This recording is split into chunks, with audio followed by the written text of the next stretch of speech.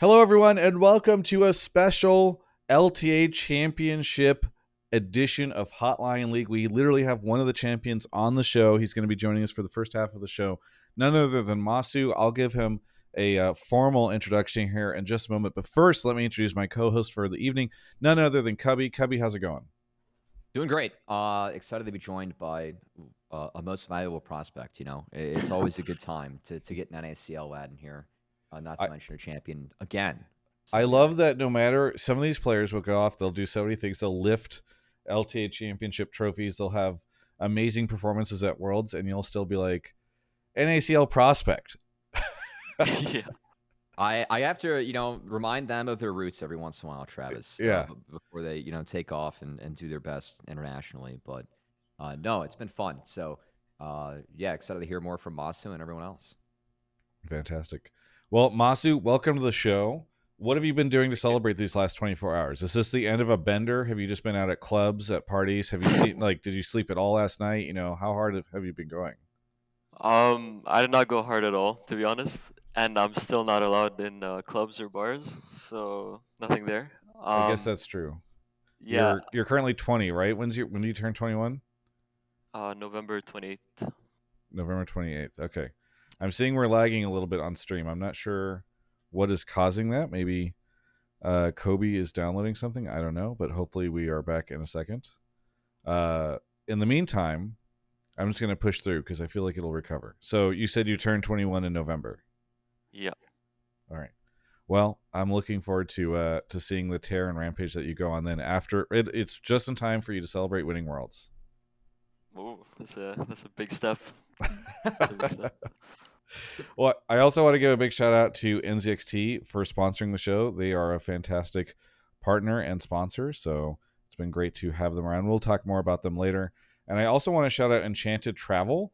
I mentioned them a little bit last week, but we had a really cool sort of partnership that we came through with them that I will also be discussing later on in the stream. So thank you so much to both NZXT and Enchanted Travel. I'm seeing another lag spike, so hopefully we get things coming through soon.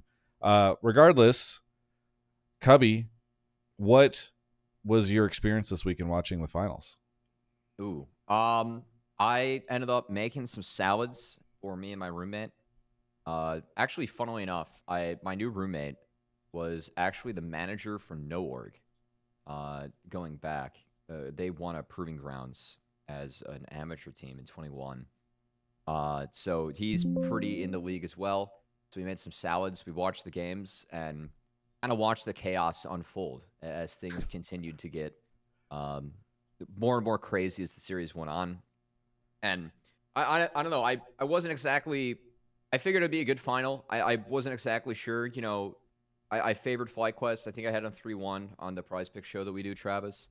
But man, what a gift in terms of entertainment value for what we had. I'm sure that Massu would have liked to have maybe not a couple heart attacks on stage with the rest of the crew, but in terms of finals, I've been a fan since day one, and man, that's one of the better finals, if not the best finals that I can remember. So, 2 FlyQuest wins in 2 very exciting ways in the last couple of last 3 splits now, and yeah, it was really really fun to watch both teams go to battle. So I know we'll talk a lot about the C9 perspective too, but like before we do, I mean, shout out to everyone involved. I think that regardless of the level of play, I thought entertainment was fantastic. So yeah. I'm currently resetting some things on my end to hopefully get the internet back into fashion. I think I know people in the chat are like, Travis is going to say it's because it's not Skype, but I actually do think it is because it's not Skype, because the video software we use is peer-to-peer, and so I think that's what's actually choking the internet out on the stream. But hopefully this gets us back in it. Massu, I know we were joking. You have not gone crazy in the last 24 hours, but yeah, what has this experience been like for you? How did you all celebrate what's been going on these last few, I guess the last day since you lifted the trophy? Um, it's been pretty crazy. I think both our final wins so far have been completely insane. Just Yeah.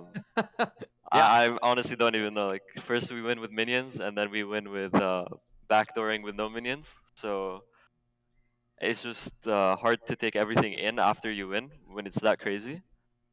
But overall, after the games, we kind of just like talked to each other. We talked a bit about the game. We talked a bit about the split, and then we ended up just again scrambling for a place to eat. And we didn't celebrate much yet.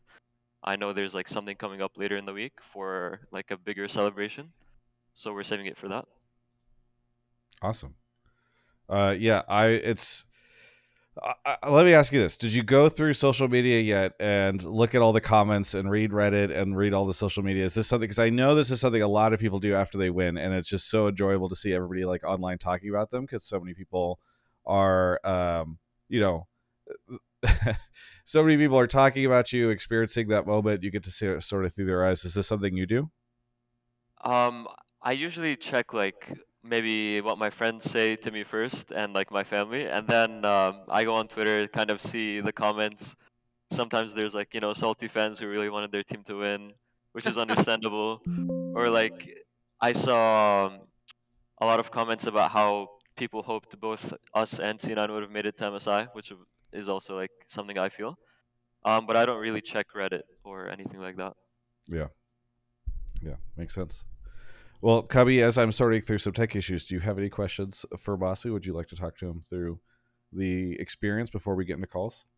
Oh man, I I was planning on just grabbing a call as soon as possible.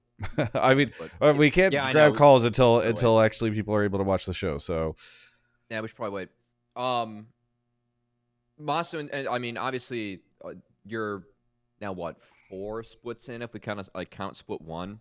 I Yeah. guess for you, like, what's it mean to go international again with this crew? Because you've been privileged to have that opportunity multiple times with these guys so far that you guys have earned. But like, what do you look forward to when it comes to like stepping onto that stage and facing some other teams? And obviously, you get to do it now in your home country too, which has to be really unique and special for you as well. Yeah.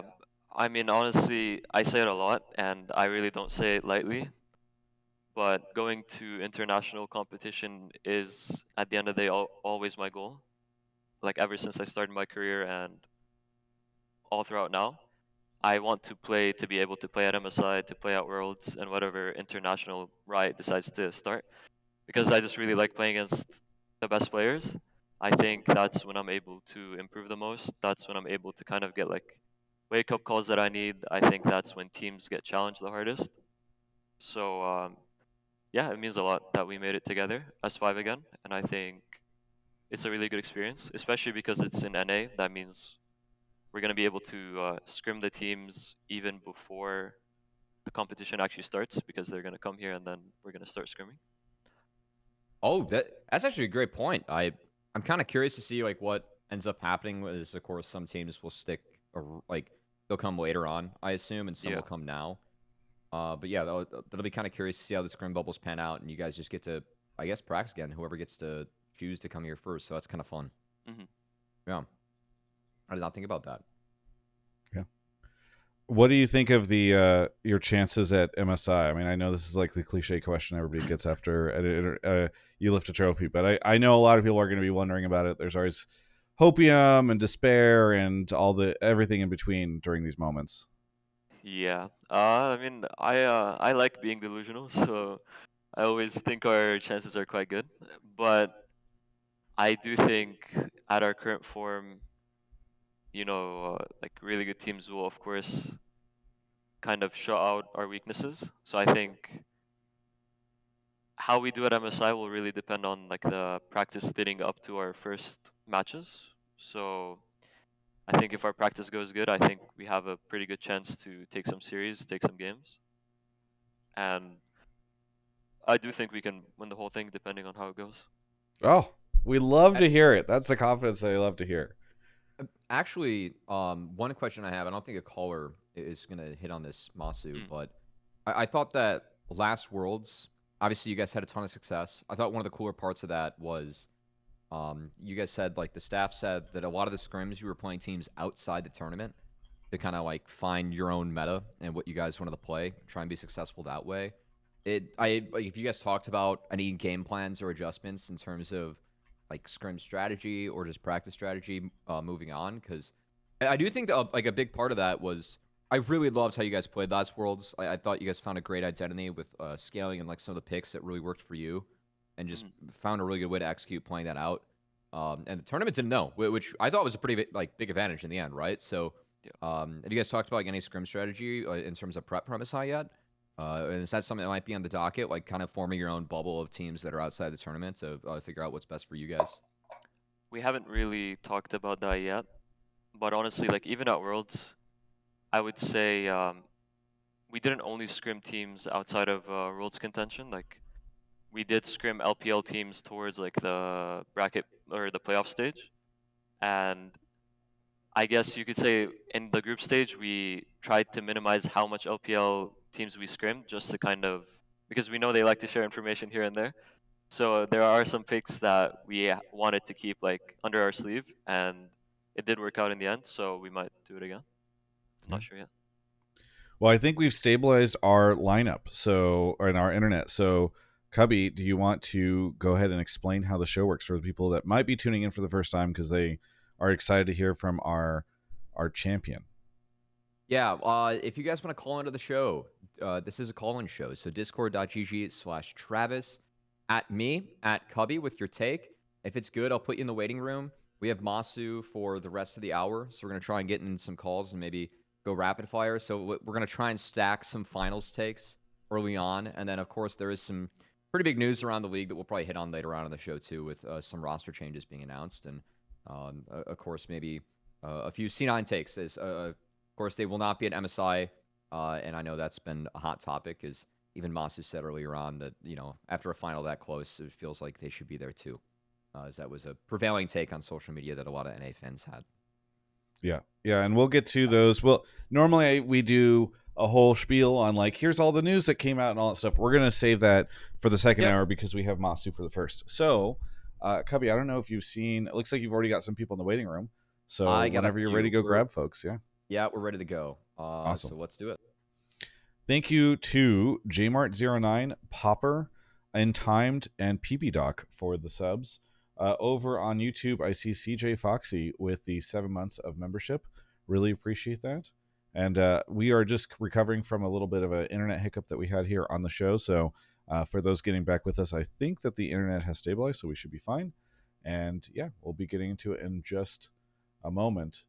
But have a lot of calls in the waiting room for Massu.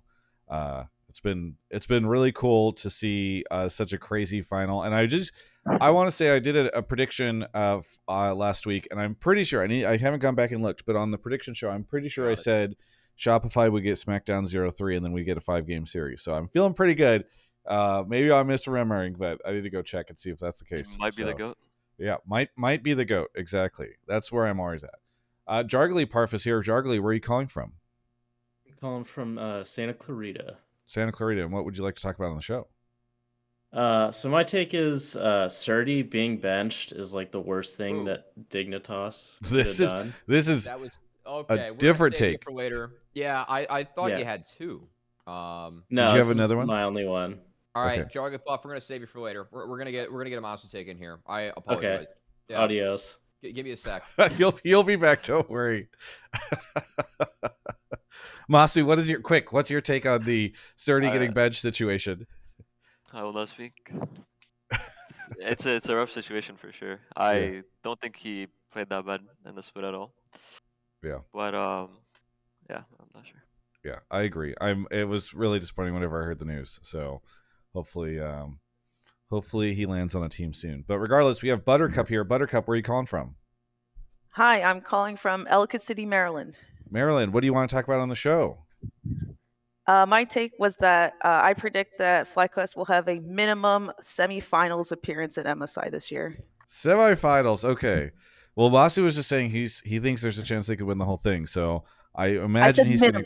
I'm just saying. I imagine he agrees with your take at the very least. Okay, so what has you so confident for FlyQuest making semis? I was taking a look at the other teams competing, and to be honest, judging from past performances, for example, obviously FlyQuest versus Gen G at Worlds, I thought they did a fantastic job, and I think they could go all the way this time.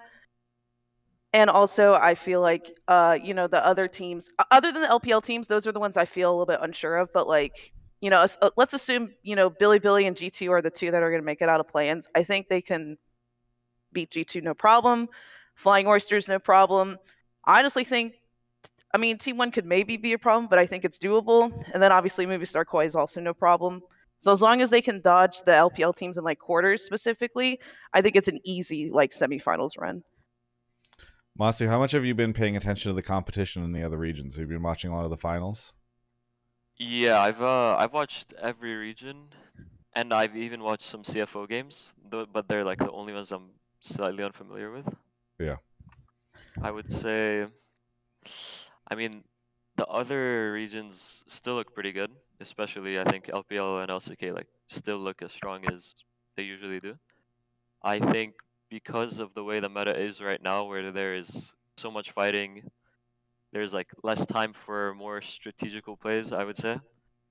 I think that increases the chances of upsets or like chances of teams like beating a more skilled team on the day. So yeah, I mean, I agree. I think anything could happen. Moss, do you have any ADs that you really enjoyed watching this past split, or like bot lanes you really enjoyed watching this past split, or anyone that's at the tournament you're excited to face, whether it's meeting him for the first time or meeting him again? Mm, outside the tournament, Diablo and Kellen, I think were like the most exciting ball lane for me to watch by far. Diablo's fun. Yeah, Yeah, they're really fun to watch. And then yeah. in the tournament, I would say Hope and Kale. Uh, I All like right. really liked seeing their come up. I think they're pretty good as well. And Huh. I think every bot lane, even Super Alvera, I really want to play against them. Yeah. There is Elbro had a great playoff run. He did. to back to kind of the Buttercup question here. I think every international event, there's always so much dismay. There's a lot of hope, but there's also from certain people, even some people in our Twitch chat, just like, oh, NA could never do it. These teams are so good. They're on another level. I even saw somebody in the chat named Kelby saying, watching LCK is like watching a different game, LOL. So I'm wondering if you can help provide the audience with reasons why you feel like FlyQuest or in North America is on a level that can actually make it to semis or, in as you said earlier, maybe even finals. Yeah, I mean, like I said a bit earlier, like there is so much fighting in the game right now. Um, it's honestly more about just whoever has the better comp and whoever plays the fights better at this point. There isn't that much like setup happening as much as before. So I think LPL and LCK teams could lose depending on the day if they like just don't play out their champions well or if they don't play out their comp well. I think there's a better chance of beating them in this meta than the past ones. But other than that, I think we as FlyQuest are just a good team. We're a good 5 players. I think Inspired, Bupo, and honestly the entire team at this point, they have a lot of creativity. They're able to figure out win conditions really well and also make creative plans when the game is going bad. We're able to stall really well.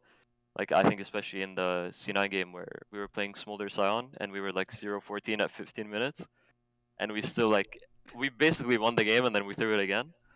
I think we're just a creative team. I think we team fight well. I think we know how we want to fight usually. And yeah, I think that gives us a chance against the best teams. And if you could maybe pull your mic a little further away too, because I think earlier when we were trying to get you a little louder, we've gotten now too close to the sun, so we're hearing some peaking. But no, I mean, I appreciate the encouragement from people because, and yourself for the different people that are listening and watching the show, because I think so many people want to have that reason, especially given that it's in North America, to expect that we have an opportunity here to do something really cool. So hearing that from you is awesome. I know everybody always memes about time zones and all that stuff, but do you think that there is going to be like a home field advantage in all of this? Because Vancouver, notably at the same exact time zone as Los Angeles, you will be the only team, to my knowledge, that will be staying within that same zone. So I don't know if you have any ideas on whether or not that can help, or even just like staying in the same continent or the same region. Yeah, I think for sure there might be something there, but personally for me, like when we traveled to China, Korea, Brazil, whatever it was, I don't really feel jet lagged. I adjust like pretty fast, so I imagine it's just player to player and like team to team. Some players I think adjust pretty fast to jet lag, and some might not. So that it could give us an advantage if, like, for example, the other teams aren't able to adjust well. I think so. Yeah. Awesome. I don't know, Buttercup, if you had anything else that you wanted to ask or add to any of this before I give you your shoutouts. Yeah, I just think, obviously the NA versus EU rivalry is going to be very important, because we're only sending one team. Thanks, right? This time around. So, I want to know how Massu feels against the LEC teams. I don't know if he's been watching, but I just want to see what he feels about them. Yeah, I watched LEC. I think both MKOI and G2 look good. I think G2 is a bit more like iffy. They really play depending on how like Caps is doing, and if he's doing well on the day, then G2 looks a lot stronger, and if he's not, then usually they somewhat collapse. But I think MKOI and G2 both look pretty good, so I'm excited to play against them. Yeah. I just saw him pop up in the chat, so I did just want to ask you. Earlier today, I asked Busio if he wanted to be on the show, and he said that he was really focused on relaxing right now. Do you think that him being able to relax so much before MSI will help at all with the bot lane? Just like that ability to de-stress, relax, not really have to worry about doing any kind of media opportunities. Yeah, I think him getting these few hours to relax will for sure give us a better chance at MSI. Good. Okay, I'm glad. It's a sacrifice we're happy to make here on Hotline League if that helps increase North America's chances. So, all right, Buttercup, thank you so much for the call. Anything you want to shout out here at the end? Yes, I know that Masu's on the show, but I really wanted to give a huge shout out to just the C9 guys, like the staff, the players. They put on such a great performance yesterday, and I feel like I was one of the people that was like hugely like, trying to give them their props on Twitter. I was like, they deserve to go MSI. Like it sucks that, they're only sitting one team. So I just, I want to give them their props. I think that they did a great job, and I think that that people shouldn't be as hard as on them, because like I thought I thought they gave it their all. And with sports, there's always a winner, always a loser. It happens. So like don't beat yourself up about it too much. Shout out to Numi because she asked for a shout out, and shout out Basil. Very good. Thank you so much for the call, and we'll catch you next time. Thanks, Buttercup. Bye. Massu, I'm sorry, Cubby, I don't know if we have a take for Massu on the C9 stuff, but I was going to kind of ask a little bit about what he thought of the C9 situation. Do we have anybody? Kind of next, yeah. Okay, let's do it. Let's dive in. Yeah, let's do it. I think that's a good topic to get into. So we have right now, thank you to Power Surge for the 7 months. So it's been great to have that support just now. Massu, one of the things I noticed this week, and I feel like I'd seen it maybe in a video that you've all posted, but it was awesome to see in person. Just like all of your desks in that practice room have amazing art that has not only your name, but also champions that you like to play above it. I don't know if you want to talk a little bit about that. I know we can't see yours because unfortunately it's in front of your webcam, but yeah. I mean, I could show it, honestly. Yeah, the drawings are pretty nice. And mine is Kaisa. That's awesome. I'm looking. It looks pretty good. Yeah, the artist, I don't know who drew it, but they did a pretty good job. That's awesome. Yeah. It's cool that you guys are able to get like contractors in there to do those types of that type of art, to decorate everything. Tpepper is here. Tpepper, where are you calling from? First time caller, calling from Austin, Texas. Austin, Texas. We love Austin. What do you want to talk about on the show? Yeah, so my take is that with the recent performances at the last few Worlds, LEC second seed and LTA North second seed should be competing for the spot. Okay, yeah, here we go. All right. You want to elaborate on that a little bit? I think it's pretty clear to see that at Worlds 2024 and 23, they didn't even advance to knockouts. Some can say that 2024 was strength of schedule. That's fair enough. However, I do think that with the Giga Nerf that LTA North has now, only sending one, and how competitive that series that we just saw was, it only makes sense for LTA to be able to send one more team. And even if it's just a game and then they go home, we still get to see that competition. All right, Massu, Mm. you said that you like the idea of C9 getting to go. Would you be okay with C9 getting to go if they were forced to face off against LTA Seoul, and then the winner of that got to go to MSI? I don't know. I think it's a bit more nuanced than just like. Massu calculating the value of Brazilian fans right now as he figures out how to answer this question. Well, sorry, yeah, that wasn't the take. Sorry, I think that okay. they should compete against G2 at MSI. Oh, I just realized you said LEC second seed. Yeah, Holy, know, I that thought was you were your saying take. LTA Seoul. Okay. No. No. Hey, we're all for representation here. Okay. Okay. I like this Agreed. even That- more. that is the Okay, right so That is the LEC right thing, second seed. I'm sorry for misunderstanding. So, Yeah, so Massu. you're saying that both NA and EU get one seed, and then the second seeds fight for the second spot?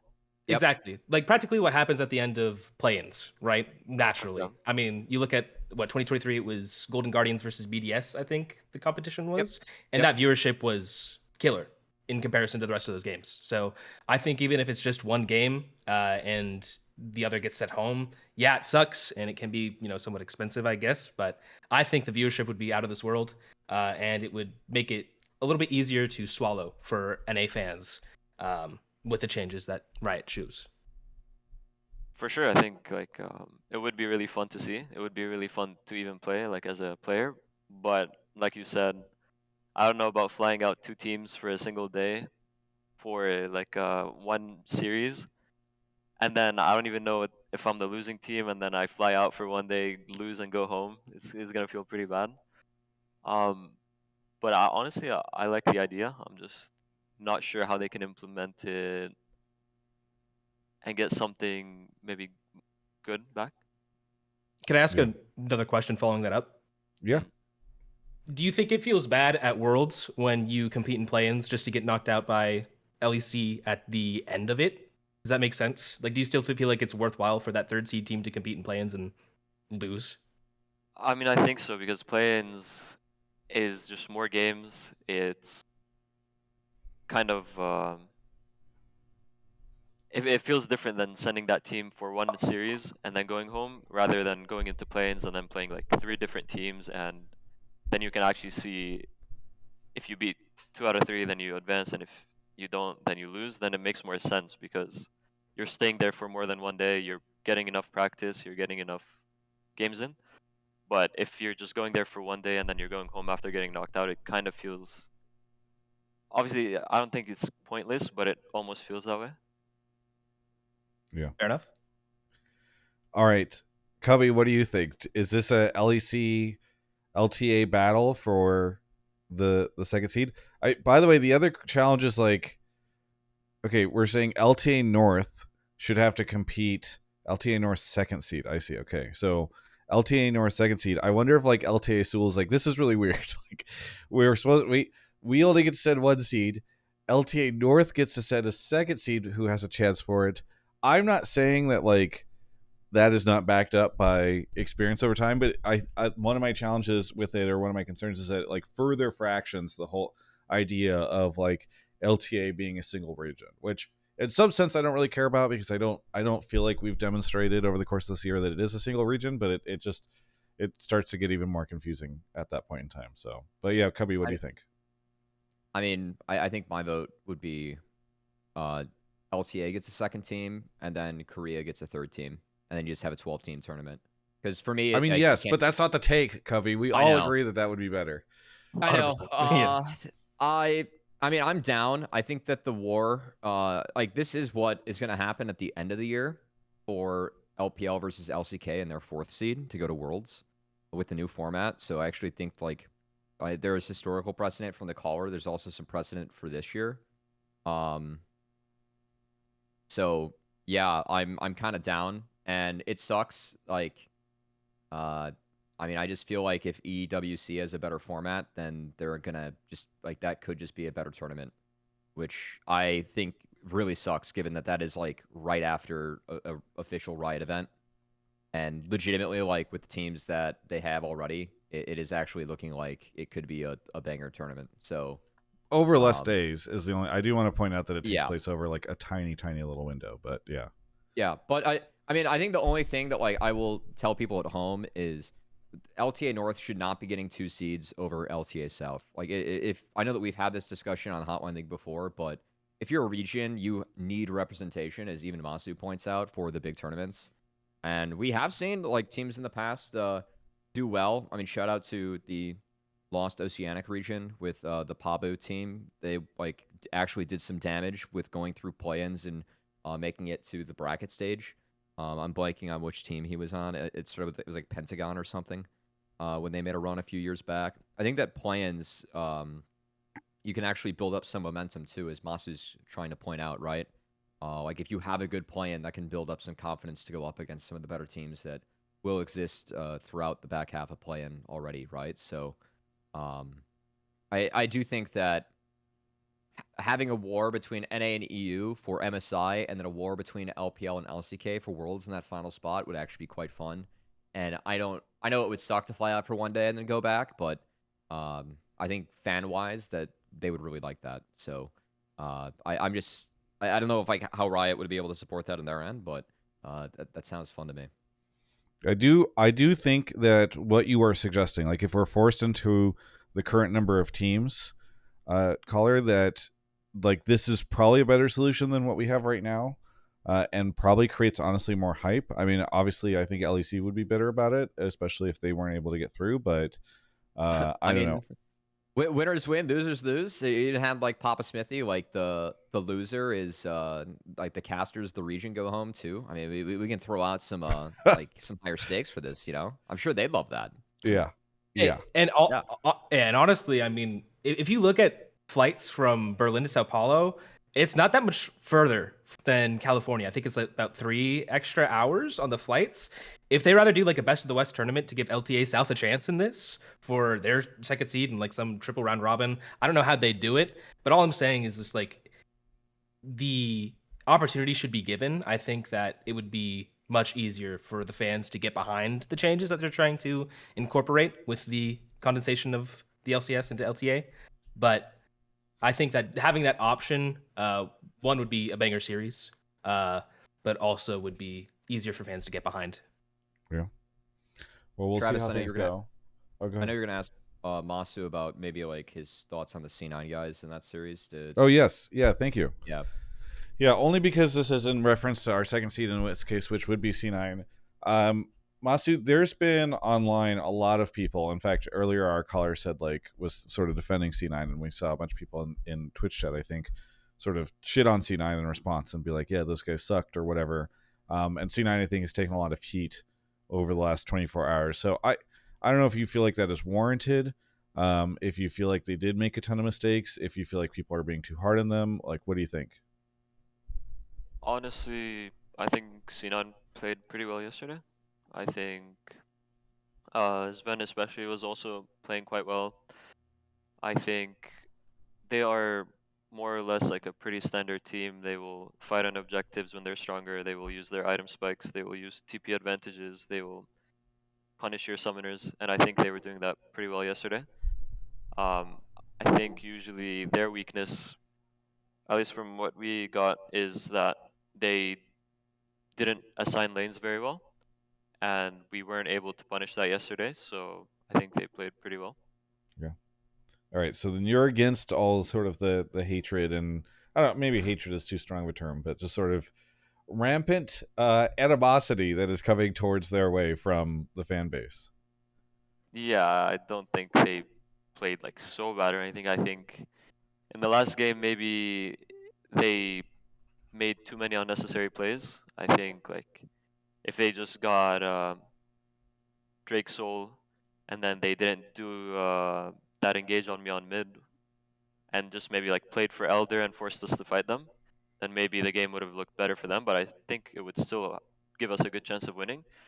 But it's like hard to say because if they killed me on mid lane there, then the game was pretty much over. So yeah, I think it's just like a game of inches almost.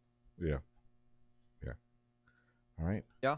I mean, I think C9 deserves like all the credit in the world. I know that like coming into playoffs, a big story for me was I think the last few splits, like C9 have had a better regular season than a playoff run. I did not feel that way this time around. I actually really like what they have going on with like behind the scenes. I mean, it seems like I thought their build made sense with the Blabber, Sven Vulcan. Sven Vulcan are playing much better this split than past splits. Feels like they've really incorporated Loki and Thanatos into the good way where they feel comfortable, I guess, people living here in America and are being successful players. And yeah, as Massu said, I mean, they played good, right? Like that was a that was again an awesome final, and it could have went either way at a lot of points. I mean, what you guys did to win that game and win some of the other games, I do feel like the better team ended up winning on the day. But yeah, you can look back at both best of fives and say easily that C9 like could have won, in both areas. So for me, it just like as I said on Twitter, it just pours salt into the wound that we're only sending one team because this is a year where I would love to send two. Like, it really feels like we have two teams right now that are better than what like everyone else in the league. So it sucks to only send one rep. So yeah. Yeah, I don't. That's something I know we've said it before, but that is something I don't mind being extra loud about because I do think it is just. It's so frustrating. I understand that it's like money, money, money, and we have to save money and all that stuff, but I feel like this is a place where it would have been good to try to make sure that we could swing an extra spot. And I don't. It goes along with a lot of the conversation we've had so far about LTA not really landing with fans. So hopefully in the future we do get back that second spot and people realize that, like, hey, maybe if they were going to run an international tournament right after with more teams, that maybe we could do more teams here. All right. Either way, thank you so much to Tpepper for the call. Tpepper, anything you want to shout out here at the end? Yeah, to reiterate your sentiments, shout out Fly and C9 for a banger series. I don't think that anybody should knock it after the lackluster semifinals. I think that was the best way to go out. And yeah, it sucks that we can't send two teams, but it is what it is. And then shout out my brother Jim for getting me into League. He's listening right now, so what's up, bro? That's awesome. Shout out Jim. Thanks so much, Tpepper, for the call, and we'll catch you next time. Yep. See you guys. Awesome. We've got time for a couple more calls with Massu here. Cubby's going to go off and grab one of them right now. Thank you to looks like we haven't had any more subs so far. So if anybody feels like it, you could just hover your cursor over the screen. A little purple crown will pop up. It'll let you know if you have a Prime sub available, which is easy to throw out. Massu, do you know? I think I talked to Boosie about this in the interview yesterday, but like, do you know the timeline for when you're traveling to Vancouver? Because you don't have to worry about play-ins, so that's kind of nice. Yeah, from what I know, we're gonna fly on the 27th. Okay, So, 27th. And we were talking a little bit beforehand. You should be able to have some scrims in before then as well with some of the teams that are flying in. So it's kind of nice. It's cool that they'll be coming to your region and you'll be able to play them there. Although I guess the ping is not always the most fun thing. The ping is actually pretty good from LA to Vancouver. It's like 20, 25. So Yeah. it's definitely pretty playable. And they're yeah, going to be setting up a server for you guys, I assume? I'm not sure about that. Yeah. They have servers like in TR everywhere. Yeah. So they have a ton of options to play. I'm not sure. I mean, Massu would know better than me. I haven't used my TR account in a little bit. Awesome. But yeah. That was my assumption. I just wanted to clarify it because I know some people will be like, wait, aren't they both going to be playing to Chicago? But yeah, it sounds like there'll be a faster connection for both of you. With scrims and TR, you can opt to like what server you play in and for. Yeah. A solo queue would be 50 plus ping, yeah. Yeah. But yeah, so I mean, Frank, like that is a nerf to a lot of the Eastern teams who are used to playing solo queue on lower ping. It is. So, yeah. Not that I think it matters that much. We bring them to we put the weights around their ankles that we feel all the time. Exactly. Yeah. mlewisno is here. mlewisno, where are you calling from? I'm calling from Duluth, Minnesota. Duluth, Minnesota. What do you want to talk about on the show? Yeah, so I guess the short version of my take is that I think a big part of why the LTA is exciting right now is because in addition to C9 and FlyQuest being on a similar level in terms of gameplay, they both have had multiple villain and hero arcs over the last few years, which provides a lot of emotional drive behind cheering for and against them. Okay, what are the villain arcs that you feel these teams represent, and I guess hero arcs that make you feel like you can cheer for or against?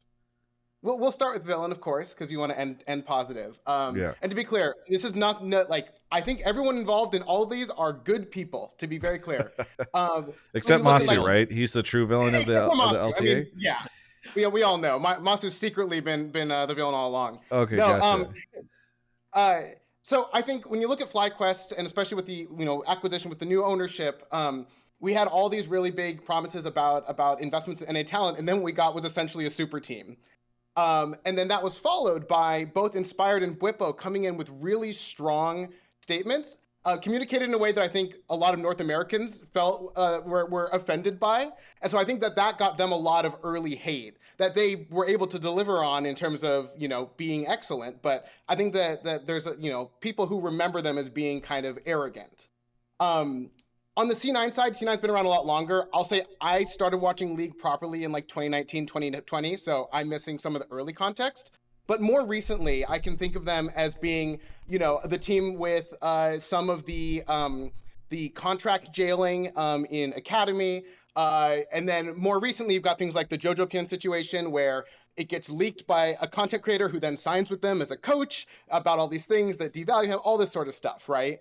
And kind of this big spending era that they did too, despite originally having this history of being a team that invests in NA talent. It felt like they'd kind of left that behind and moved to a new approach. And then on the player side, I mean, Sven and Vulcan are expert trash talkers, and it was obnoxious when they had won for the second or third time in a row that they were still trash talking everyone because you were like, oh, I really want to beat them. Like, we want someone to finally take them down and show them what's what. Yeah. On the hero side, I mean, again, there's kind of a mixture here. I think FlyQuest has done really excellent work. I mean, Massu is like the prime example of investing in young North American talent, in giving people time to grow, good mentorship, good support, to become, excellent. Busio, another great example. And pardon me. And C9 does have that same legacy, right? C9 has invested in people like Blabber. The fact that Blabber is still there to me makes me really happy. It's a sign that they are willing to take these people they invested this time in and keep building them up. And the fact that so many players on that Shopify team are also, NA or NA resident qualifying players that went through the C9 systems as well kind of show how much effort C9 has put into there. And on the player side, I mean, Massu, as much as I joke, I think that you're just a genuinely positive presence to have in the space all the time, and I really appreciate that about you. Similarly with Busio. And then of course on the Cloud9 side, again, I'm gonna go to Blabber as my anchor point there of just someone who when you talk to him or you hear him speak, you just want to root for him. I think there's really, really kind, nice players on both teams. And again, I think Sven and Vulcan are also great. I think Inspired and Bwipo are also great, but their trash talking does give them a certain spice that you do want to cheer against. Yeah. I had, it's been I guess it's not been that long, but so much has happened since we had the FlyQuest villain arc. Was that MSI or World? I know it was pretty heavy before Worlds, right? Last year. It was spring of last year, after Inspired did the interview when yes. And then it Bwipo kind of brought there. it back for Worlds last year whenever he was saying a bunch of crazy shit, right? Yeah, the streams with the Hillisang defending was yes. I thought that was fun, yeah. But yeah. So Massu, is FlyQuest out of its villain arc now, you think? Honestly, I don't know. I don't know if we were ever in a villain arc. I think it's just Casper and Bwipo.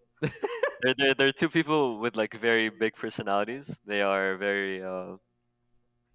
I mean, their personality is the reason why they're so good, but also it's the reason why maybe some people will have very polarizing opinions on them. I think they add a lot of the caller said spice to the league, but at the same time, maybe sometimes they can go a bit too far.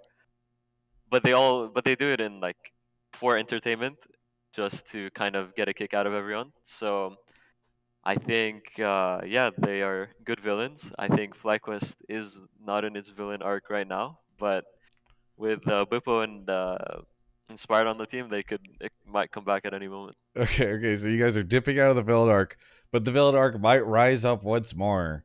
Do you think we can get it in time for MSI? Because we love the controversy and hype around North America as we go to MSI. Is Bippo going to be streaming and shit talking all these players coming over? I mean, I'm not sure. It depends on how our practice goes, but usually when our practice goes well, they get some good confidence. Yeah. So we'll see. Let's bring back stream scrims. I mean, you guys did it only the one time. Let's stream some scrims against some of these MSI teams. I'm sure they would be down, most definitely. And then they might kill us. Yeah, like T1 needs like more doxing issues, you know. I like hearing you talk about this, Massu, because I feel like, you know, much like game 3 yesterday, you're just a victim of your top side, right? Just you know, whatever they do, you're just like, oh crap, I gotta go along. I mean, that game was a fever dream. There was that game, we might talk about it like when you're on here. Like from a game design perspective, that game almost frustrated me. I know that you guys have Science Smolder, but I'm like, oh god, with how that game started, you guys should have lost. C9 made some bad plays later on, but that game was a fever dream to watch as well. But yeah, I appreciate what the call was saying. I still think there are a lot of great threads that are in the league right now that people can like pull on and root for. And this FlyQuest like roster, I mean, you guys have been together now for a year with Quad, and to see what you guys have done within that year and what you've done within your first year and a half of the league is, I think if you're a fan of the league in general or a fan of a good league in general, then like it's hard not to root for you and what's cooking over there in your guys' camp. So I appreciate the caller not only highlighting that, but also some of the other fun stuff that's going on. Because I mean, I really feel like even though this wasn't TL split, like I still have to give them a nod. It feels like we have 3 really good rosters that are fighting for one international spot at the moment, and I think that's pretty stinky. Like it's almost like the region can't support all of it now with the like less international spots being available. And that's tough because, yeah, like even with SR's resurgence and like 100 Thieves being competitive in the past and like grabbing one of those 3 spots, it's sucks now that we just don't have as many available this year. So, yeah. Now, Cubby, I have to point out that in previous years, MSI was also only one team from NA, and since we have Jojo Pune coming in from EU, we actually might have more NA players going to MSI this year than we have Think Card. We have Think Card too with Furia. I'm actually really excited for Think Card and Furia for winning. Shout out to Tatu on that team as well, who is a really cool jungler. And funnily enough, Tatu is actually on loan from Pain Gaming because he won with Tier 2 Internationals with Pain Gaming Academy. So he beat his own team with Think Card. So I'm kind of curious to see what happens afterwards with that because like there could be a scenario where Pain says, hey, we want you as a jungler, right? Which I find very interesting. But yeah, like Tatu, there's a chatter asking about Jose Diodo. Tatu beat Jose Diodo to make it to finals. And yeah, I think it's pretty cool, like what is happening over there with Tatu. And congrats to Think Card. It's a real shame for me that he didn't get a coaching job here because I think he's very capable after what he did with the NRG roster and other rosters with COG in the past. And so getting a young core over there in LTA South and winning really quickly, I think is shout out to him. I've always thought really highly of him, and cool that he gets to go international again as well. Yeah, I just to kind of get us back to the main story here, which is, or the main take, which is about the Fly and C9 stories around heroes and villains. I do think it's cool. I think the LTA/LCS has struggled over the years to develop like interesting narratives around some of the other teams. And so, for instance, there's a world where like Shopify could have somehow gone, in a crazy upset story. And I think that, despite my frustrations with them over the years, it's pretty obvious that like there's just not too much of a story with them. I think obviously you would have had this underdog, there was an upset thing, but I do think that teams like Fly and C9 just lend themselves really well to tournaments where we are only able to send one team. And yeah, I mean, I feel like most people have an opinion about FlyQuest and the players that are on it, especially on the top side of the map. So that's something that will hopefully lead to some interest and intrigue. Especially, I do feel like LEC fans in particular are not the biggest. biggest fans of Bwipo and Inspired after last year's Worlds. So we'll see what ends up happening. But yeah, really looking forward to all the conversation and spice that I expect to come out of MSI, especially if FlyQuest, as you were saying, Massu, gets some good scrims in and starts feeling a little cocky. So yeah, we'll see what happens. Thank you so much for the call, mlewisno. Anything else that you want to shout out here at the end?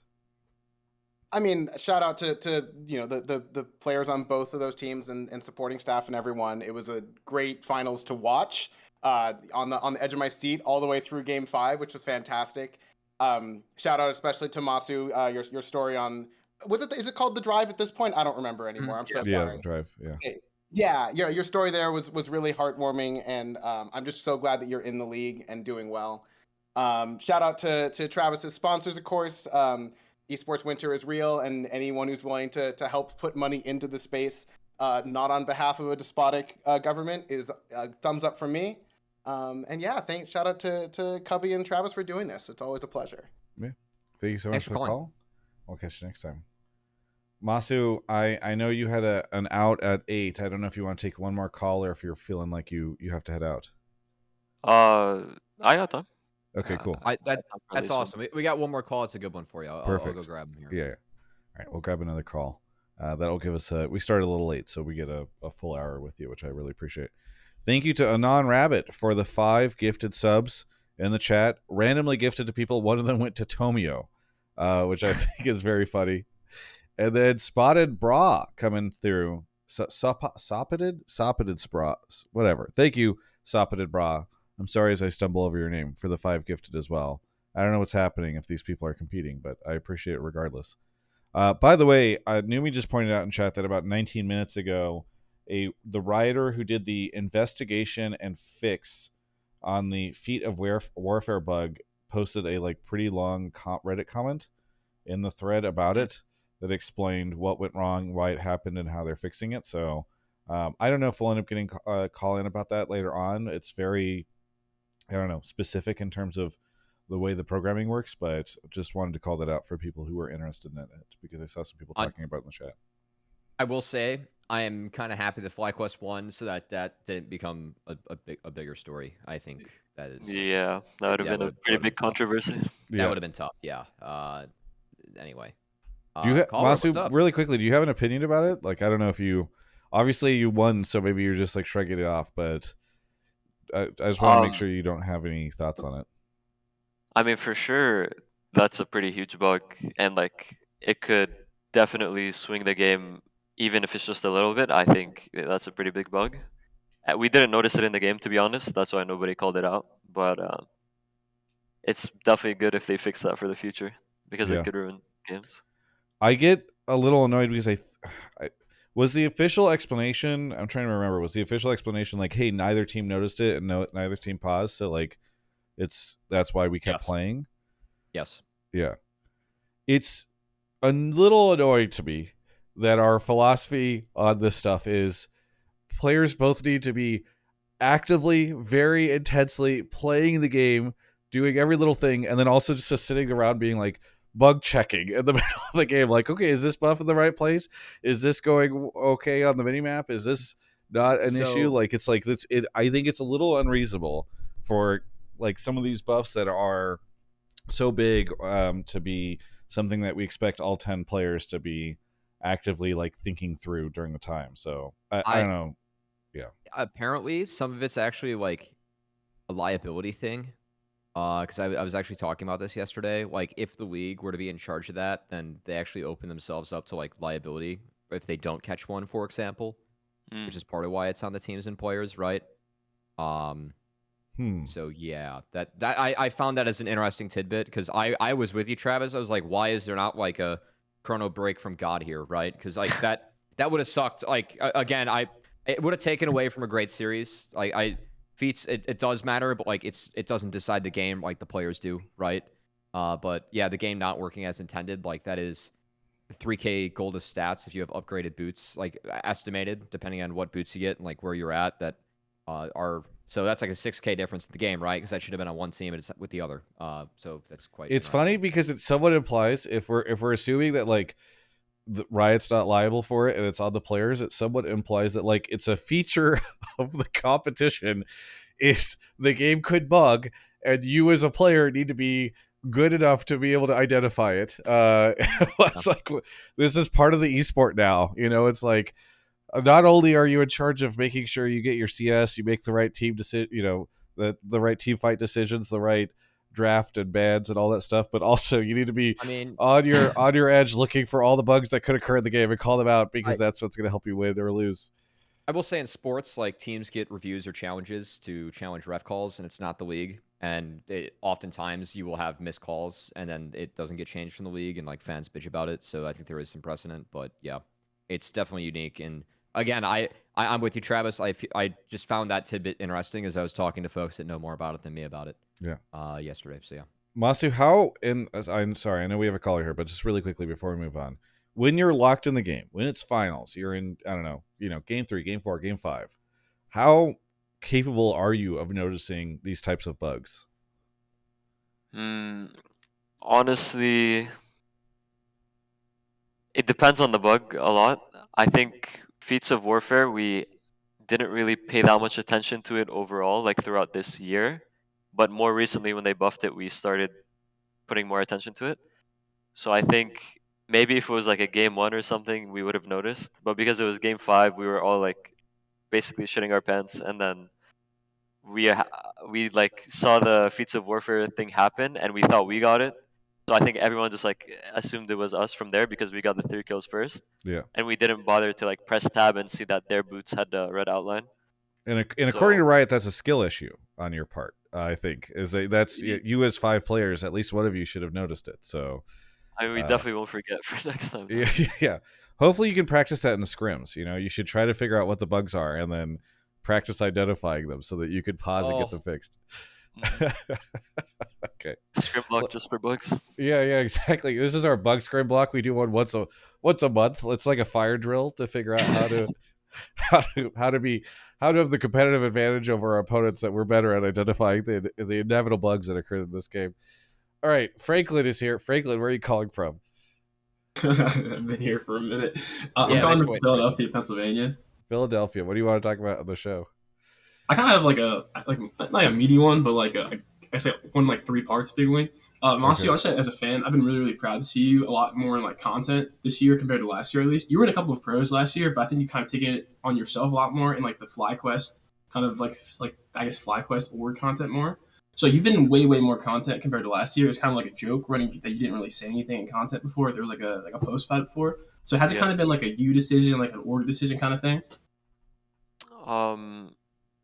It's honestly like I felt the pressure. I realized I'm taking like things a bit too for granted.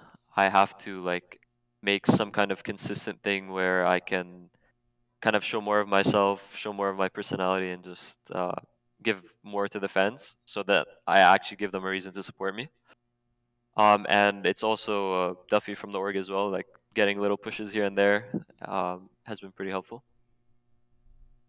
I guess as like a follow up to that, you and Busio kind of like together have been like very more central to the Fly narrative this year compared to like it was kind of like the Blippo inspired show in 2024. I'm not gonna lie to you, right? Yeah. They kind of like were running spring and like talking all this trash, but I think you and Busio, like especially with like the if we lose this game, I'm gonna kill Busio kind of thing, right? Have been like way more central. Has that kind of been like a intended thing? It's kind of just been like a side effect of you getting more involved in like the content side? I mean, honestly, that tweet was not like intended to run as long as it did. It was just like a standalone thing. I just thought about it and I posted it. So it's just a side effect, I guess, because I'm interacting more and just posting more. So things are bound to maybe carry more weight. Do you while we're on the topic of you and Massu, or you and Busio Massu, do you ever get envious or anything of all the sort of social media attention he seems to get? Recently he tweeted a picture of a sign that says "Hot Girls Love Busio," and then it was him in a tank top flexing. And honestly, like I do feel like there's a chance he's like kind of trying to show off, because the other day, I think it was Friday, we were setting up for the event we were doing at FlyQuest, and I saw him in the scrim room just in a tank top. The rest of you guys are wearing like jerseys or shirts or whatever, and he's just trying to show off. So I don't know if this is like an issue you ever experience with him. No, definitely not. I love it. I think the tank top has become his meta in the office. So Okay, gotcha. He's It's created a summer, tank top Travis. meta. Sun's out, guns out. Come on. yeah. All right, ABG Saturday is crazy. I know you had a third thing you wanted to ask Franklin. I guess just for kind of you personally, right? The biggest one is that like building off the world type, not only just kind of your performance versus Gen G, but also you were in the worlds video, which was kind of crazy. Even for us fans, it was kind of crazy seeing you there. Like building off like the world type, like kind of like the play in game 3. Like, have you seen or have you like had like more of a push to be like, okay, well, I have all this buzz around me. It's time to like really get my brand out there. Yeah, I would say so. I think I always wanted to kind of push myself out there, but just like as a person, my personality at the moment is just like I'm more of like a quiet, reserved person. But it for sure, like seeing all the attention and stuff like that, makes me want to put out more of myself, and it makes it a bit easier too as well.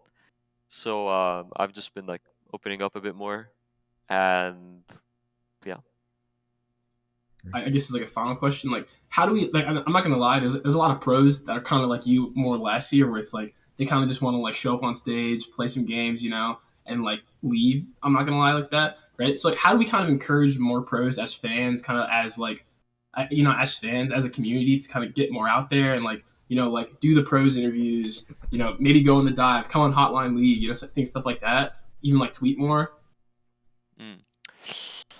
Honestly, that's a hard question. I think it's both on the players and kind of on the LTA and their organization to kind of like even that out, to kind of give each player enough spotlight or find some narrative that each player can follow, or kind of create a brand that is true to the player.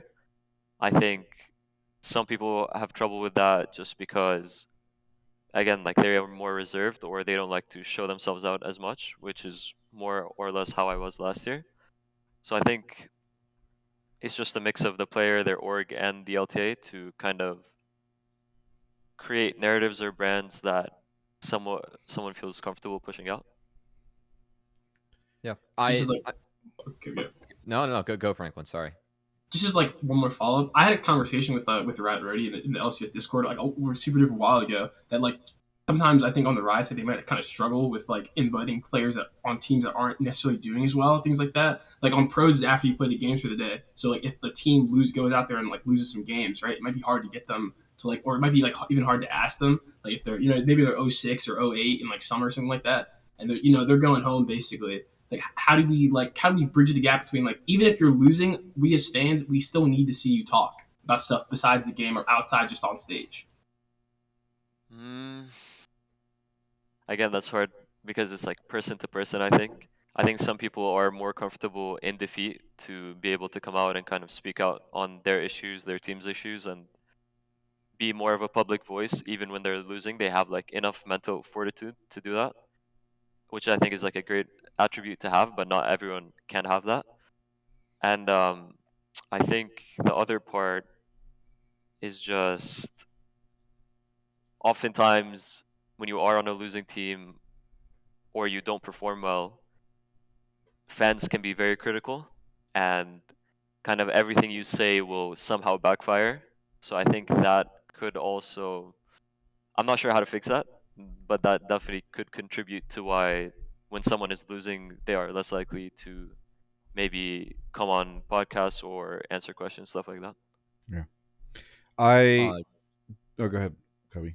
I was gonna say on that note, shout out to Sven who gave a really nice interview yesterday, like in that tough spot.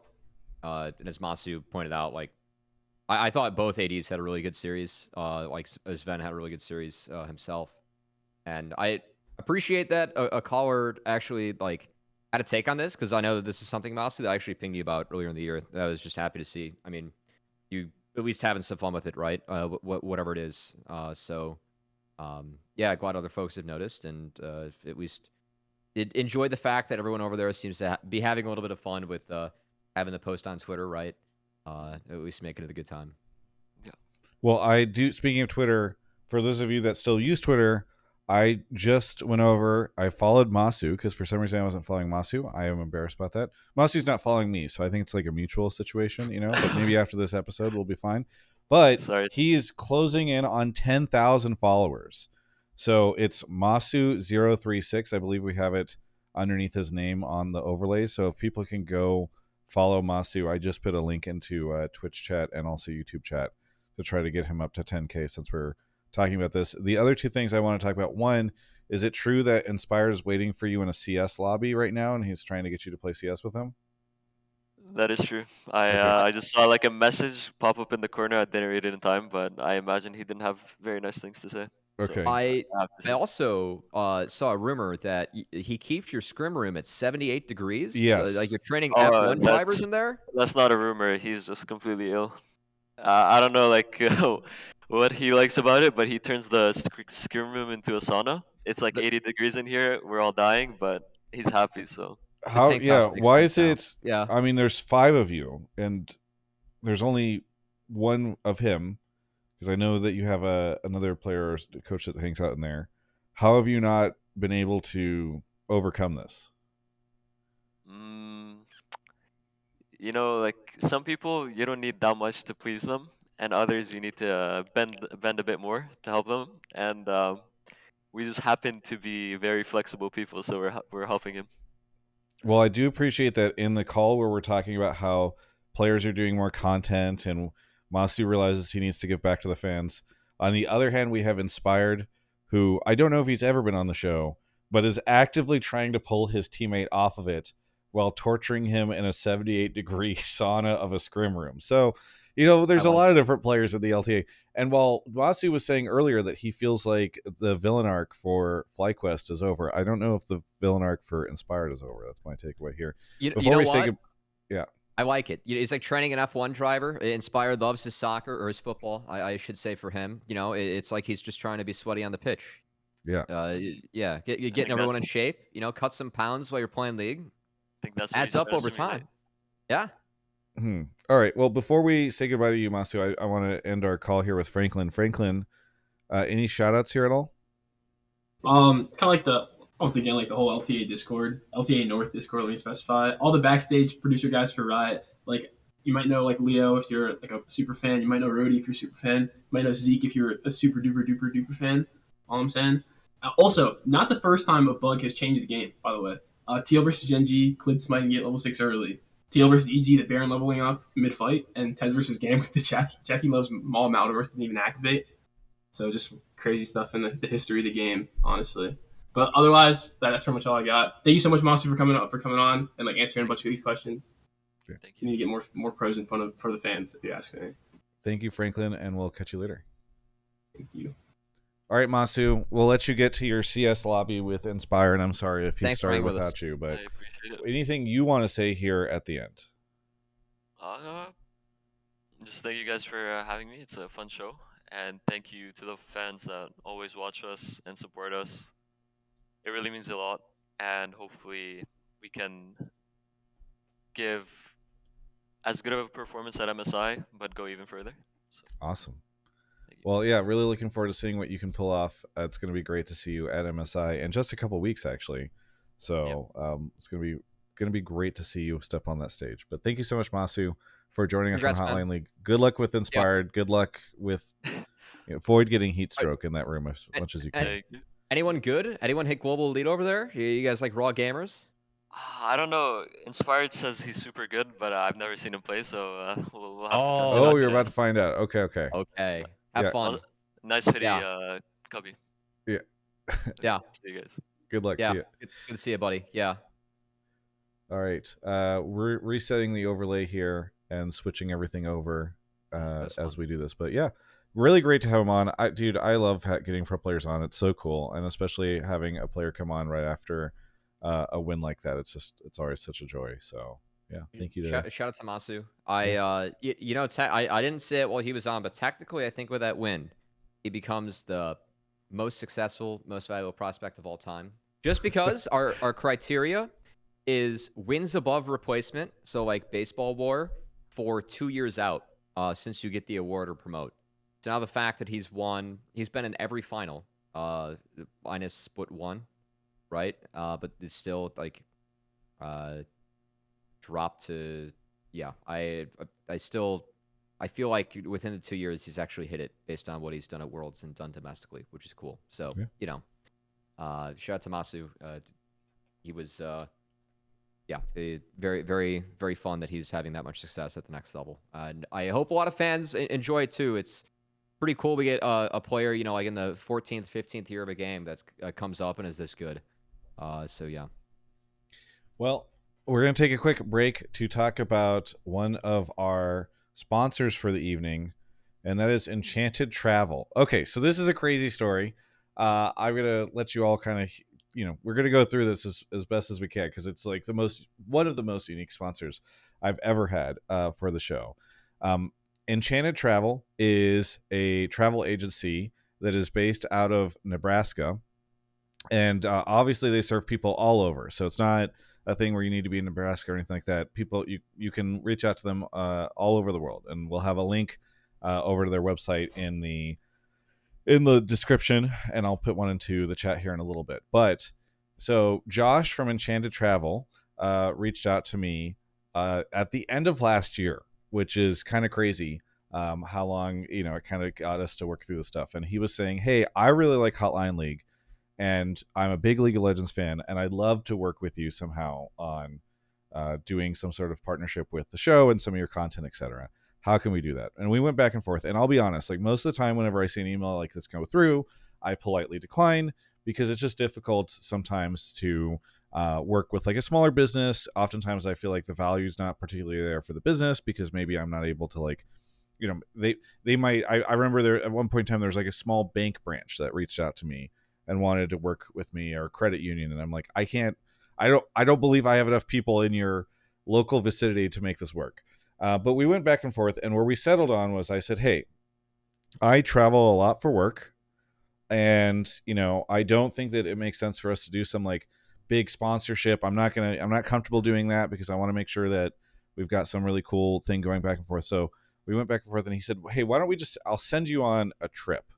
And I normally travel a ton for work, but I don't oftentimes get to go on just like a nice little vacation. So a couple of weeks ago, they sent me to a really great resort in Puerto Vallarta, and it was this awesome little trip that I went on in the middle of the week.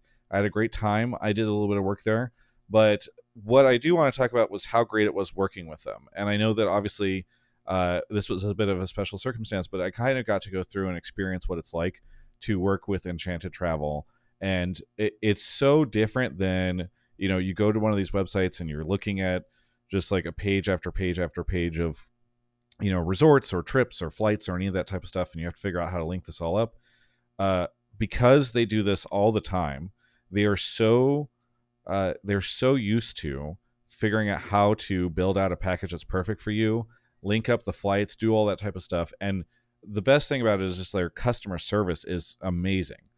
Because you're not trying to figure out how to book this all. You're not walking into some, superstore and buying some sort of package that's already been built together. They're able to build something that's custom. He was able to go through all the different resorts, tell me what the best option is. And what's really neat about it too is that there's no fees that they pass along to you. They end up getting, their compensation from the resorts that you are attending, because they've got partnerships with all these different groups. So all those fees get paid by hotels. You don't have to pay any of the fees yourself. And also what's really cool is they never send a client to a destination or hotel that they haven't been to personally. So, and they have a decent sized team that's gone to a lot of different places. And so they have a wide variety of different experiences and all the type of stuff that they can share with you. And so it's just like they've vetted these places. They know it's good. It's a good experience, etc. So look, all I'm saying is, when you are thinking, I know we live in the world of, just go to this website and, type in, all these places, look at all these different stuff. But like, do me a favor, hit up Enchanted Travel if you're thinking about doing a trip, and just talk to them. It doesn't cost anything to like hop on a call and let them talk to you a little bit about, what you're looking to do. And you literally get, by the way, a personalized phone number. It's not just, you're not calling like 1-800, massive travel website or whatever. Just give them a try and let them know that I sent you. If you do, they'll send you a pair of tumblers if you end up booking a trip through them, which is kind of neat. That's a nice little bonus. And the other thing is, I asked him, I was like, listen, I want to just convey to my audience that, you know, you're a League fan authentically, and that's why we've done this sort of partnership here. You know, what's your favorite team? And he said, well, I started following League when Bjergsen came over to TSM, and so TSM was always his team. And he goes, nowadays, you know, I just enjoy watching League, and I no matter who's playing. So I think many of you could probably relate to the experience of a fan of one of the OG players, one of the OG teams, and these days is, you know, maybe looking in general at LTA and all the international events and kind of enjoying it that way. But yeah, thank you so much to Enchanted Travel. I'm going to make sure that I get that URL up. It's just enchantedtravel.com. Should load. I'm making sure that's going to go through. 1 second. Oh, maybe. Honestly, what's funny is I know I've been to this late previously, but I think that we might have actually kind of brought the website down. So that's quite funny if all of you are headed over there. So I know they have a second page which will load, which is enchantedhoneymoons.com for people. You could use that link. It's all goes to the same travel agency, but you don't have to worry about going on a honeymoon anytime soon in order to enjoy this. But yeah, great working with Josh. Let them know I sent you. Just hit them up. Say, hey, I'm thinking about going on a trip soon. What are my options? And yeah, go through the experience. It's pretty neat. So thanks so much to Enchanted Travel for the fun little partnership we're going to go through over the next month or so. And in the future, by the way, I'm going to have a little vlog that I'll share with you all from that trip. So you'll get the ability to take a look at the resort itself that I went to. So awesome. All right, let's get into the next call. Yeah, by the way, still taking some callers, guys. I don't have a take about Zemuto yet on that report today. I know that we did say that we'd talk about like some other topics. Oh Travis, yeah, let's do that. you You know, wanna I'm hit on. I'm so used to us doing it at the start of the show. So let's kind of we go got a through Srtty it. call coming up. Yeah. From jarglyparf that I accidentally grabbed. I've got one other call about the final from yesterday. Anything else besides? Well, probably I don't Zemuto know to if you hot follow topic? NACL ever, Oh Cubby, yeah, but there yeah. was some NACL news. I'm clued in on Was there? NACL these days. I know that for you it's more of like a hobby, but did you hear about this near airport situation? Maybe I just might have, you know. But yeah. Yeah. I know you kind of referenced this, but Licorice out at Lion as well. So yeah, we're seeing some off-season moves as people are trying to figure out what to do before their final chance at Worlds. So a lot of different things going on happening. So yeah, we'll be able to take a lot of those different calls. Okay. Sweet. I'm gonna grab our next caller. Yeah. And here we go. Thank you. By the way, I've now realized people in chat helped me figure out So Pitted Bra. I believe I've shouted this out correctly, but I was stumbling over it earlier. Thank you for the 5 gifted. And then similarly over on YouTube, M. Lewis who called in earlier with the 5 gifted, and then also re-upping their membership on YouTube. So thank you all for the support. I really do appreciate it. It's been fantastic to do all this stuff. It's been really, I know I talked about it earlier, but it's really fun working with the Enchanted Travel folks on this type of partnership. It's really neat. So all right, it looks like our next caller is here. Jarglyparf, welcome to the show, or should I say re-welcome to the show. What do you want to talk about tonight? Hello again. Yes. I wanted to talk about how Srtty being benched is like the worst thing that Dig could do as a roster change. Like Photon is not gonna improve anything about that roster. And like it's just another NA classic of giving NA talent a try for like, you know, not even a full year and then just benching them. So it's kind of disappointing to see once again. Yeah. Cubby, I have opinions on this, but I know this is more your wheelhouse, so I'll let you kick it off. I think this solidified something for me, Travis. North America's a sham? No, I think that we should have kicked Dignitas instead of Immortals. I mean, I think that's a false dichotomy that you're presenting. No, I mean, in a way, yeah. But I think back to Immortals and some of the approaches that they actually had to like building a roster, and they actually tried to put together a dev roster that, for me, made sense. And when they did, the piece that they tried to build around was Kenvi. Now, Kenvi did not work out as a pro, but they gave Kenvi 2 years.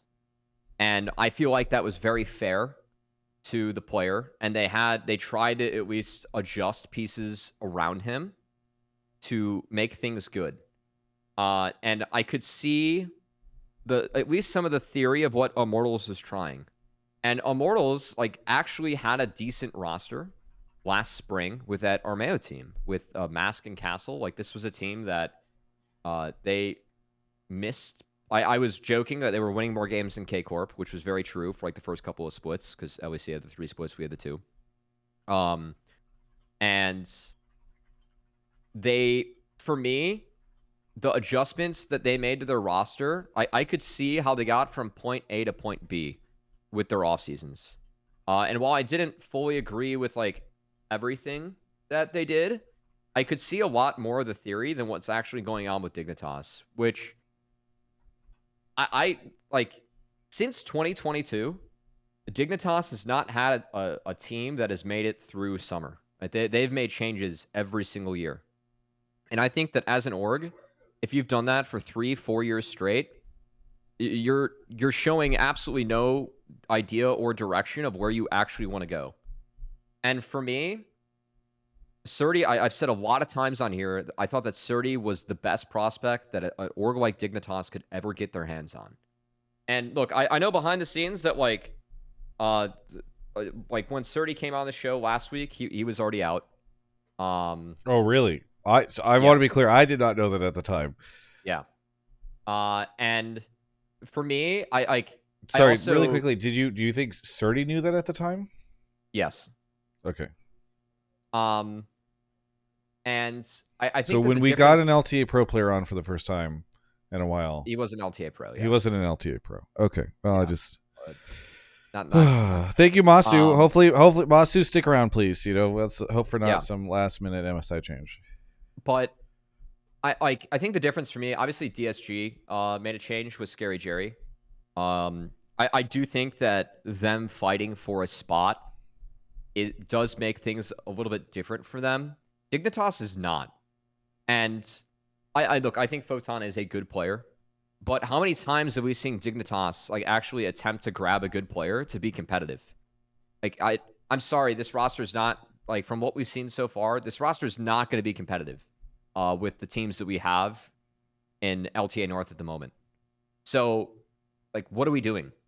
Is this going to be a long-term plan for Dignitas when they've shown that they haven't had a single long-term plan in the last 3-4 years? And I know that I tweeted out as Dignitas fans, what do we think of this, right? And that had a lot of interaction with most people being like, there are no fans, which I find sad. But also, when you're changing your roster and have no direction or can't even sell it to a fan base, or keep in mind, what we sold to the fan base is Dignitas, that this is going to be a player that we're investing in for years to come. And then as a rookie, he's out in less than 30 games. I don't get it. Also, community-wise, I find it really sick that people are like, oh, he was this great solo queue player and came in and didn't lane well. And they're showing stats from split 1 even too, where it's yeah, in the fucking lane swap meta, he was down. If you watch the games, I actually feel like he played map really well at points, which if you're a rookie, I feel like that's even more impressive than being able to read map like that. Historically, Massu's a different role, but when he came in, it was this guy can really team fight. Let's, get him to lane a little bit better, and he's going to be a great player. But Srtty, he has proven that he can lane really well in solo queues. So it's can we apply this to fives, where it was being applied in NACL and then it wasn't with Dignitas? I feel like we're not that far off from actually unlocking it. And I don't know what's going on. So, yeah. I'd honestly, Srtty was just robbed of being signed by a good team. If he was on any other team, he would be playing through the split. And do you know if who was Photon playing with before this? Do you know? Was he playing in EU still? I think he had the split off, but he was Vitality. Yeah, and I mean even Vitality. on Vitality, he was like, I mean, they were losing every split, weren't they? Pretty much. Yes and no. I mean, I think he was with that Carsey Hilly roster. I mean, he was. I thought he was good. Like when he was playing on that squad. Honestly, like I know that he was on chat saying Besiktas Esports, which they've represented TCL internationally in the past before. And yeah, was playing with like Mask, who was over there, Immortals alum. Again, like I do think that Photon is a tier 1 player. But if you're a Dignitas, like this should be a piece that you're actually trying to invest around as a rookie, and then like they're out. Look, I feel guilty. I told Srtty that I felt like he could go to Dignitas and like try and change their losing culture, and they fucking booted him. And I actually feel guilty like for even saying that like he could have a chance over there. I really do. I again, I find this very different from Jerry's situation, just given that like DSG has a lot of incentive where they have to win now, and that's not the same case with Dig. And I mean, I quite like. I'm not surprised why Dig is a middle of the pack to lower of the pack team every single split, because it's very clear from an organization standpoint they have no fucking plan, and every year they've changed things up. And for me, like if you're trying to change things up, well, maybe you're the fucking problem. So yeah, I have absolutely no love lost for Dig, and I don't care about like even if Photon's to be a better player or not. But like, what were you doing picking this guy up in the first place if you're gonna boot him in less than 30 games on stage? Yeah. And like if you actually want to win long term, like what are you telling to everyone else in the region, like by making moves like this, right? Like there is nothing else that Srtty could have done to make it pro in terms of accomplishments. And look, I know like behind the scenes too, I know that like, I mean, Dig one of them out. I'm sure that like heads butted on each side. I don't think that Srtty is 100% innocent in this, but if you're going to sign, like I could have told you that going in that like he is a player that's going to be unique to work with. And if you're not prepped to do that, then like I feel like that you're just signing up to fail. And I feel like both parties ended up failing throughout this. And I put much more fault on the org that like took in the rookie and is going to bail on him way too early. So yeah. I'm pretty disheartened by it. I mean, but I'm not surprised, and that's not any dig at Srtty, no pun intended. I just like it's pretty par for the course these days. You know, fans don't have reasons to gain attachment to players that are on the teams that are not in the top half of the league, because the teams do not have loyalty to those players, and the teams are incapable of bringing out the best in those players. And, you know, I know you position this as like, oh, you know, Immortals should have stayed instead of Dig. Quite frankly, like, I disagree with you in the world that, like, I actually think, you know, Dig not particularly great for the LTA over these years. I think there have been times that they tried. I like their summer campaign. Was it last year or a couple years ago? You know, I did appreciate when they tried.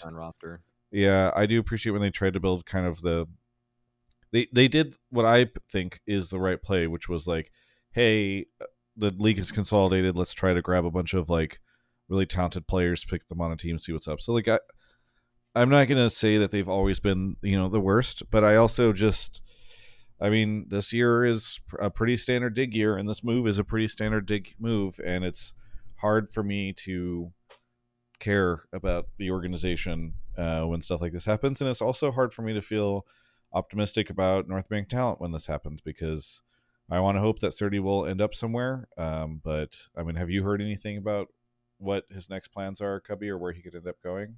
No, I think he's gonna stream for the split, so we'll see.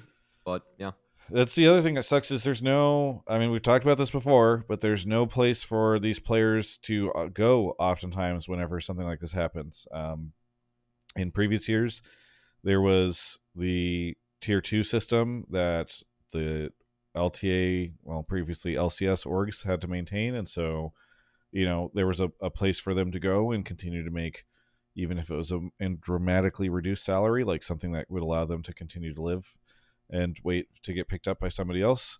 You know, hopefully a better team, and that system does not exist anymore. So it's hard not to feel jaded in moments like this, and it's hard not to feel bad about the tier 2 system. So I don't know. I like Srtty. It is incredibly ironic that he was on the show last week and then this happens. And yeah, I didn't know at the time that that he was not making it to the next split. So I really respect that he still ended up doing the stream, and I hope that if he is streaming, that people will go support him. His stream was doing really well before. I mean, obviously, has a solo queue LP record. He is a good solo queue player. I think that he's very thoughtful on stream, as he showed when he was on our stream, right? So yeah, I hope folks go support him. But yeah, I agree with everything you said, and it sucks. So yeah. Thank you so much to our caller jarglyparf here. I don't know if you want to add anything before I give you your shout out. Thanks for hanging around too, jarglyparf. I'm sorry about that earlier.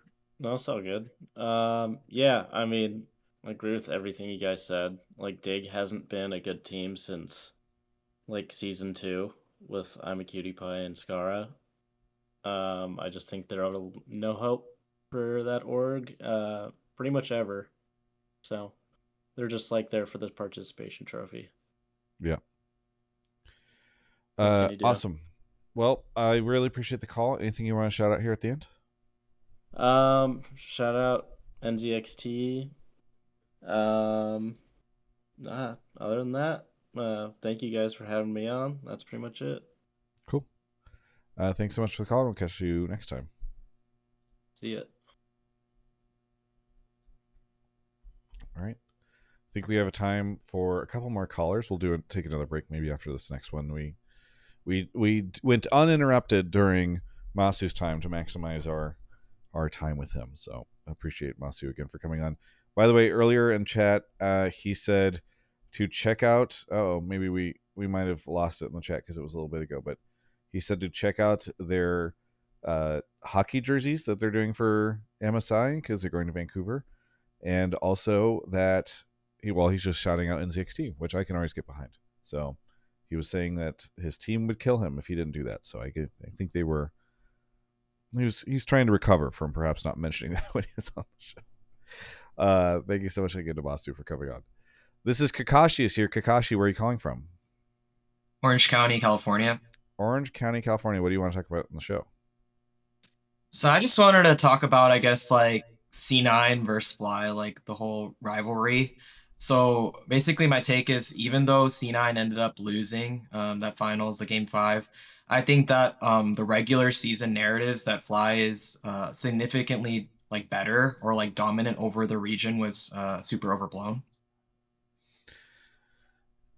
Yeah, I've been going back and forth on this myself, so I kind of want to hear what the rest of your thought is on this. So like, I think there was like, the format was a little weird, right? We had the best of 1s into best of 3s, and then like you had C9 had like a game where they beat FlyQuest, and then Fly had that best of 3 that they kind of crushed C9. Like C9 had an off day. Yeah. And then like, I guess like, I was just like, everyone's like, oh my god, FlyQuest is so good. They're so much better, right? And then I was just like, wait, did we not just watch C9 and FlyQuest individually just destroy everyone else? And then when they face each other, C9 won first and then FlyQuest won second. And I think the thing that really got me was the first team all-pro on FlyQuest, all 5 of them. Like, I'm not trying to discredit any of FlyQuest.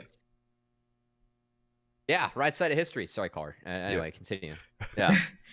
No, so I was just saying that, like, it's just really weird. I think it's kind of like a meme. Anyone who watches, like, other regions, like LCK, they'll meme when they'll just put, like, whoever wins the split is, like, all 5 or whatever, right? And then I thought that was kind of a meme. Like, there's been, like, I think it only is deserved when there's, like, one team, like, blowing everyone out of the water. Like, C9 2020, people always go back to that roster. But I don't think FlyQuest is that. I mean, I do think FlyQuest is really good.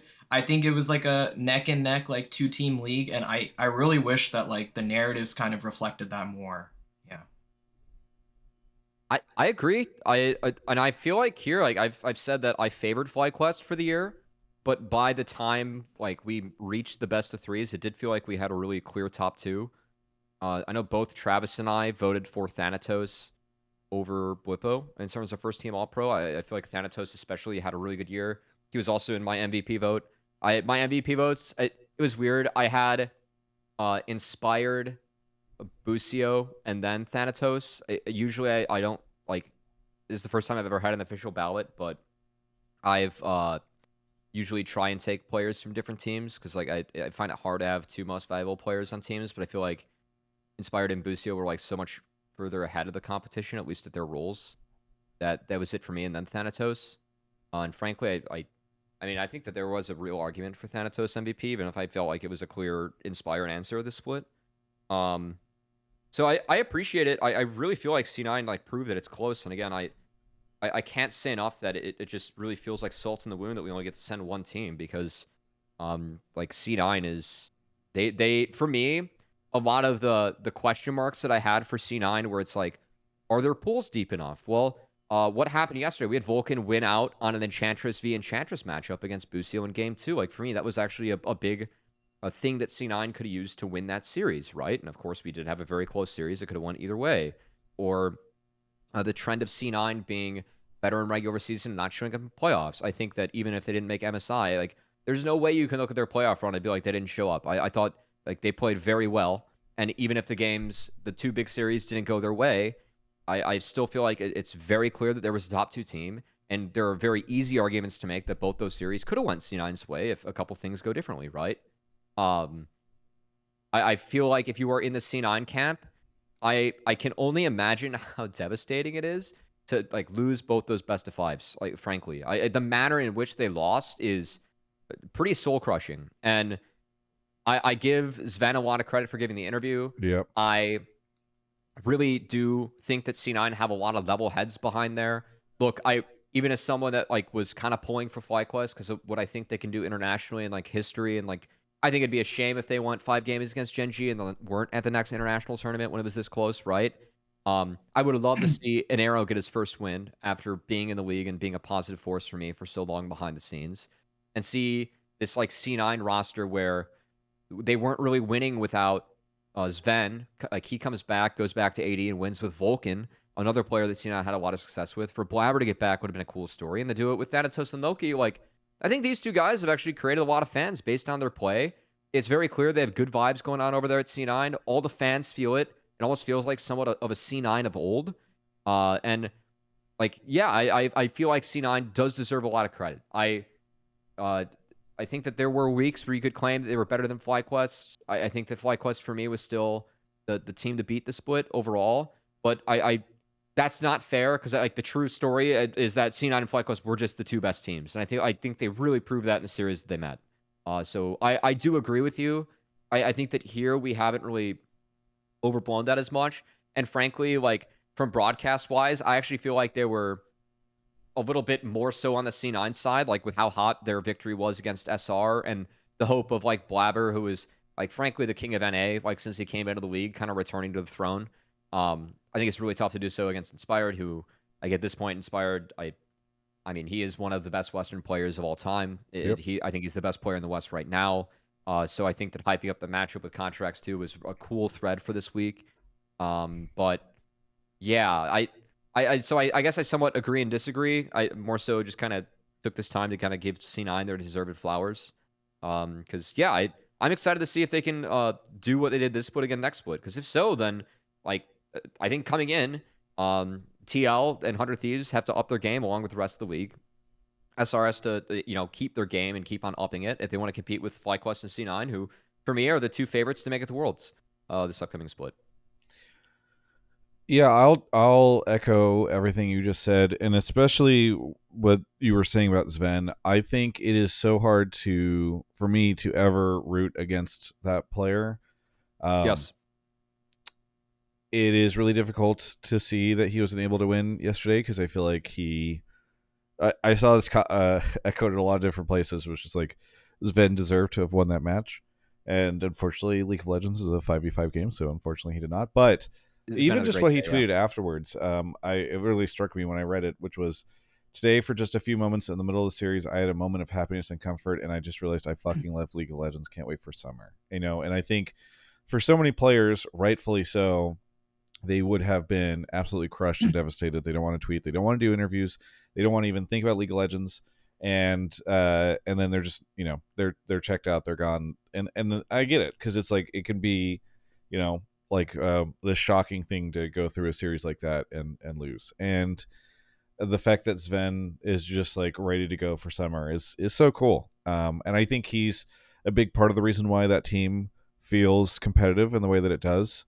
Despite the fact that he's a veteran and many others, and his duration of playing League of Legends are starting to tap out and have tapped out.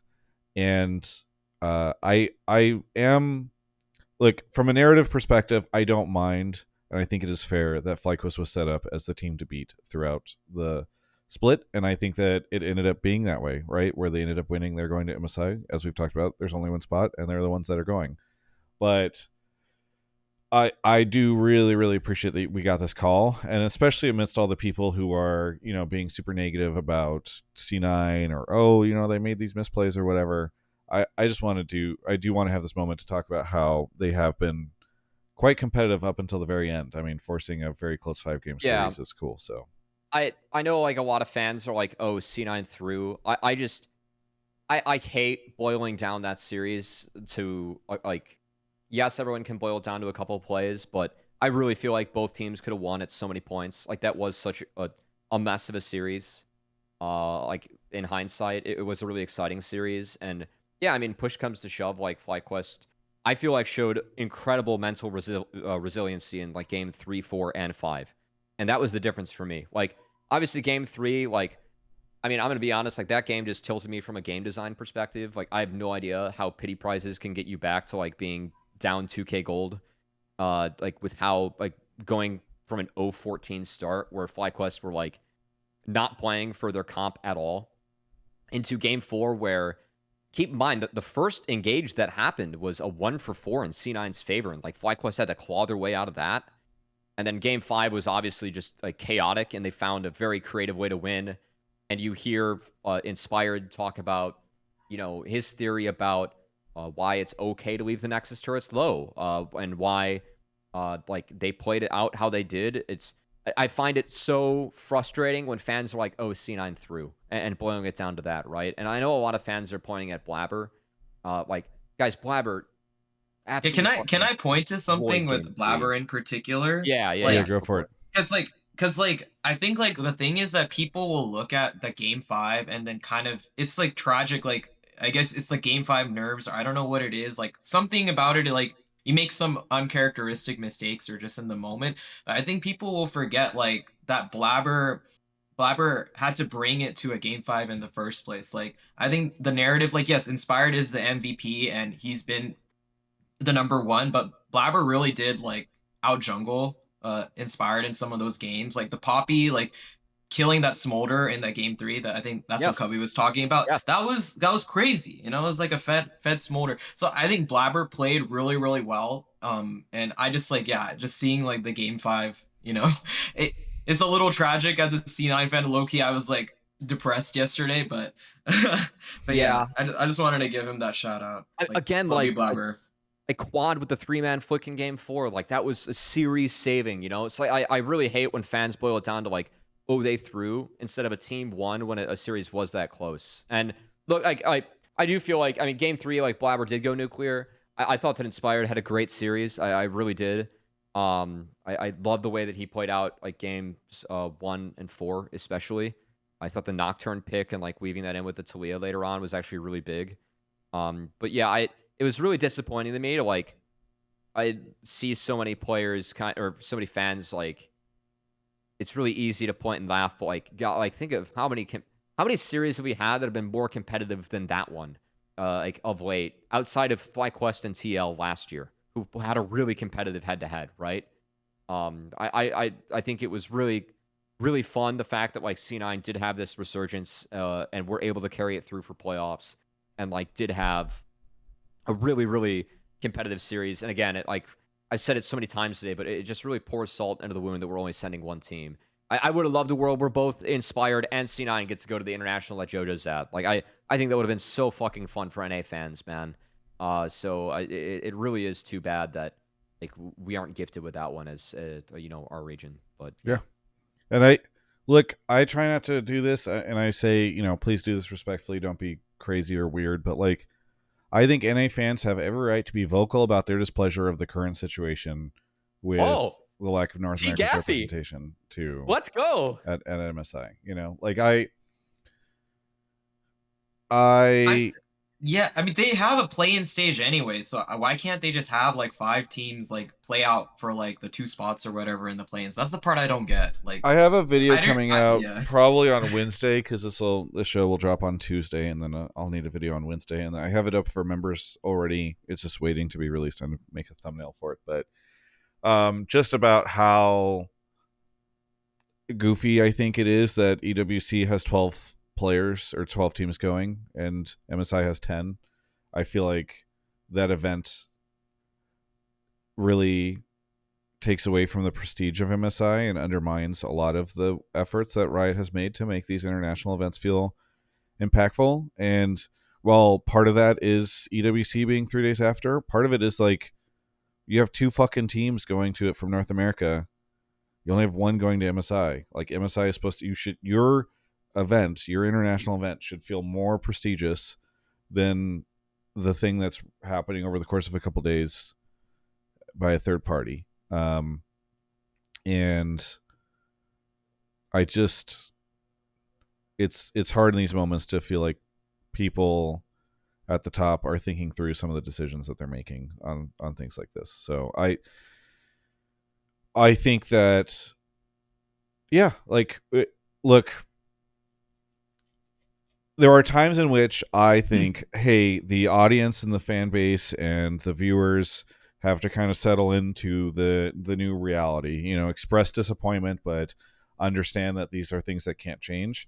And in this situation, I feel like it's completely reasonable for fans to be like, what the fuck? Give us our spot back at MSI.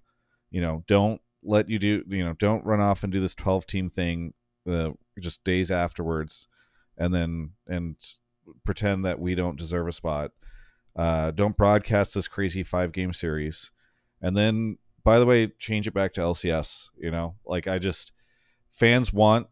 think there are many fans who want to feel excited and happy about North American League of Legends and want to feel like Riot is invested in it in the same way that the fans are.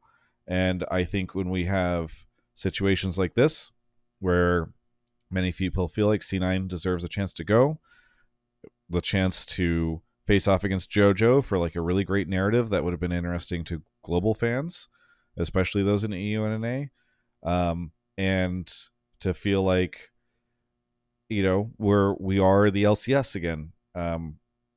I think many fans want to experience that and feel that, and I think I don't want to get into it too much, and I know these numbers are sometimes a little goofy, but like, there's a Reddit thread up right now that's talking about viewership being down this year, and it's like, fucking surprise, surprise, viewership is down whenever you change the entire brand and then give us less spots. And again, it just communicates to the North American fans, like, we're less invested in this than we ever have been, and the fans are going to respond by being less invested than they ever have been. So I think it's certainly fine for people to be disappointed about this stuff and express disappointment. I mean, part of the slots and availability is part of why JoJo's in EU, right? Like, it's part of why we even have FPI playing over here, if you want to go back in time, when it was like the Oceanic region, right, that was going through this. So, yeah, I think it's a good take. If you guys are a vocal fan, please be chill about it, because if you're assholes about it, then they, may not. Yeah. Don't be fucking cringe. Yeah. I don't use that term often because I sometimes think it's a little cringe, but like, don't go be weird, don't name call or whatever, but I think it's perfectly reasonable to respectfully talk about how disappointed you are in the decisions that are being made. Yeah. All right, Kakashi, sorry, I know we kind of went off on a tangent and I went on a rant, but is there anything that you wanted us to chat about, or anything else, final thoughts before I give you your shoutouts?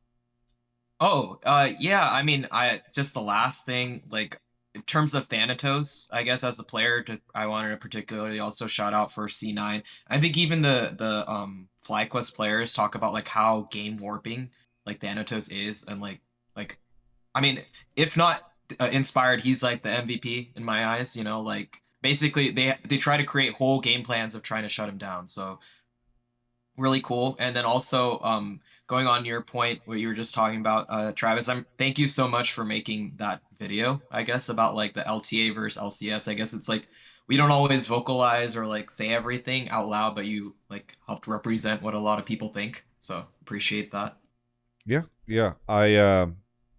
I'm happy that video was so well received, and like quite honestly, it's been great to hear that from both viewers, and then I've heard it. I've heard a lot of people excited about that video from within the industry as well. It seems to be a very common sentiment. So a lot of people were thanking me for making the video. Not that I think it's going to do anything or that I've like done some spectacular thing or whatever, but I just think a lot of people feel very seen by that conversation. So thank you, Kakashi, for the call. And yeah, did we get to all your shout outs? I want to make sure we did. Oh no. Sorry. Yeah. So shout out to Cubby for being patient with all the takes. Then shout out to all the NA talent like Massu, Busio, Blabber, my favorite players. We love them. NA represent. Yeah. Thanks so much for the call, and we'll catch you next time. Yep. All right, we're going to take a quick break to talk about NZXT. Thank you so much to NZXT for sponsoring the show. They make amazing computers. They make amazing components. We use them to broadcast this show. So it's we were talking, people often say, hey, thanks Travis for making the show. It's great to listen in every week, all that stuff. It wouldn't be possible without NZXT making it possible. So please head over to nzxt.co/Travis. So there's a link in the description of the YouTube video and elsewhere. And we're also going to be putting that into Twitch and YouTube chat for those that are listening live. And go take a look at their computers. They've got the Player 1 Prime with a 5060 Ti. They've got a Player 3 Prime with a 5090 in it. They've got amazing PCs over there. You can get all sorts of things at different price points. And I know many of you like to build your own PCs. And it's always been a thing for many years. I was sponsored by other computer companies, and people would say, well, hey, thanks Travis, I'm glad that they support you, but I just like to build my own PCs. Well, guess what? This is one of the things I love most about the NZXT partnership, is that it's a product that is available for PC builders as well, because they have amazing PC components, cases, CPU coolers, case fans, power supplies, all that over there. Again, nzxt.co/Travis. Head over there. You can take a look at their gaming PCs or their PC components. And when you use that link, it's very helpful. But also make sure that you're using code Travis5 to save 5% off your order of virtually everything on the site. I haven't tested it to make sure it works with everything, so there's my little caveat. But like, I know for a long time it was working with everything I tried, including things that were on sale, and it would stack with that stuff. So definitely, please give it a try. If it's not working with something, please let me know, because I want to make sure that I'm always being clear on that stuff. And I know that I think there's one time where we had it. They just needed to fix something on the back end to make sure it works. So thank you so much to NZXT for sponsoring the show. They've been great. I tweeted out a picture of an unboxing I did, or a video I did of an unboxing last week. So you can check that out on my social as well if you're interested in seeing the PC that they sent me a little bit ago. So again, thank you to NZXT for sponsoring the show. All right. One final caller. Professor X is here. Professor X, where are you calling from? Hey, all. I'm calling from Chicago, Illinois. Chicago, Illinois. What do you want to talk about on the show? So I wanted to talk about the near airport leaving. It's kind of straight up is just a waste of the slot and everything they worked on.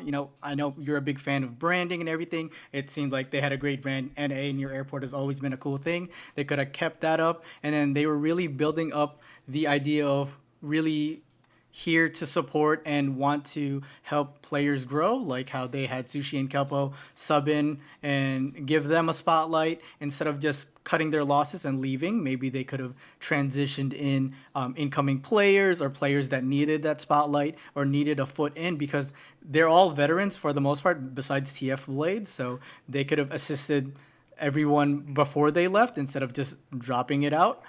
Their video was even more so just like all their fun memories together, which cute, but that doesn't really support anything within the environment.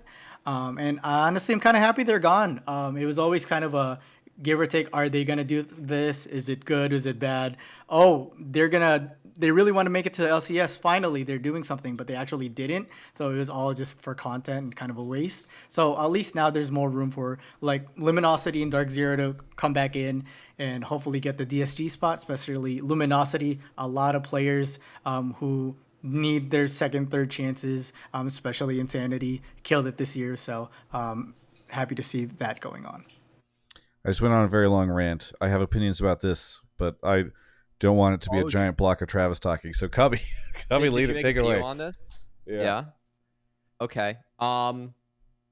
Look, I'm not surprised about this. I feel like from literally the inception of this team, they didn't know if they wanted to compete or not.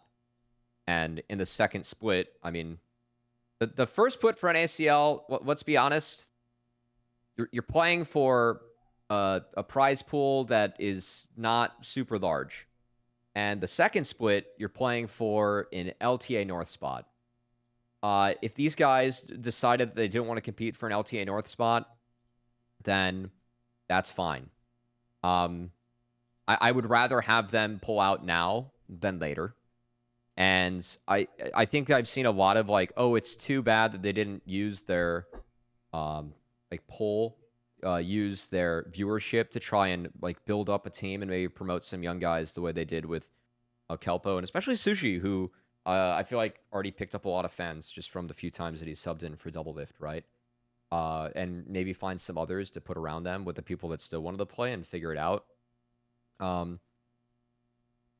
Look, those guys, like that crew, they've done a lot for the scene. I don't think they owe the scene anything else if they don't want to. And it feels like they were always, like, this was never their main thing. I know that was a big battle for them in terms of just putting this team together in the first place. Like, I mean, they're competitive, right? Like, but they have to be competitive with committing less time to this. I think sometimes that's hard. That's definitely something that they all talked about, how it was difficult. And yeah, like, I think it sucks, like, as an NACL caster. I mean, they were a big pull. I enjoyed having them in the league this year. I thought that it was fun and it was a positive force. And I am bummed they're gone, but also I think they went about it in the right way. And I am not surprised at all that this is what ended up happening. So I think anyone that is surprised doesn't know Double Lift's history, and like it is what it is, you know. Yeah, I know why people are bummed, but also I feel like they leave the space. I mean, correct me if I'm wrong, Cubby, but I feel like they leave the space in a better place than they found it. Right? Like, oh, you're making a face. I mean, there's more notoriety around some of the players that are in the league. There's more attention to the league than was there previously. They were a positive force. Yeah, they were. Yeah. So yes. Do I think that like when they leave, is it in a better spot than like when they came in? Yeah. I don't know about that. They did. They're miracles workers. Okay, they didn't come in I know, and create a flourishing landscape for tier 2. Yeah. Like, so I wasn't gonna be one of those people who said, oh, they're gonna be the LR. I definitely didn't think that. But Cubby, question for you, because you understand the NACL system a lot more. Because they're leaving, they didn't even have to like build them up because they already had that spot in there. Couldn't they technically like given it to Sushi, Kelpo, and then 3 other folks that they would like to keep up, and or even TF Blade to stay on there and then continue keep up that brand or at least that spot? They could have, but like then they would have to pay salaries. Like they would be co-streaming this in theory. Like they'd be investing into it, right? Because they'd try and make it work, and I just don't think they wanted to do that. So yeah, it's a could have. What is going to happen for folks that don't know? This upcoming week, it was going to be one of my shout outs. We actually have a promotion tournament for NACL. So NACL, much like how LTA North now has promotion relegation at the top, we also have promotion relegation at the bottom of NACL and the top of tier 3. So the 2 bottom teams from NACL and the 4 top teams from the last OQ are going to be competing not for 2 spots now, but 3. So the OQ tournament, they're just going to have another spot that is available to make it in the NACL, which I mean, that's huge for those teams because keep in mind, like, you need to qualify for the league in order to compete for an LTA North spot. So, yeah, that is what's going to happen to the spot for those that don't know. Yeah. Again, I understand why people are disappointed. I would rather they do this than, like, if they're not having a good time and they don't feel like they can be as committed as people would like them to be. I feel like it's better for them to leave now than, like, force it through another split of this. Yeah, or like compete and then not want to do LTA North like when you Yeah, make it. like You know? the worst case scenario That's is a the world worst where case they scenario. qualified and then we're like, oh, we actually don't want the spot, or we're gonna figure out some weird, like, I think people would be more disappointed in that. And I'm not saying that, like, oh, because they're more disappointed that means that this situation is okay.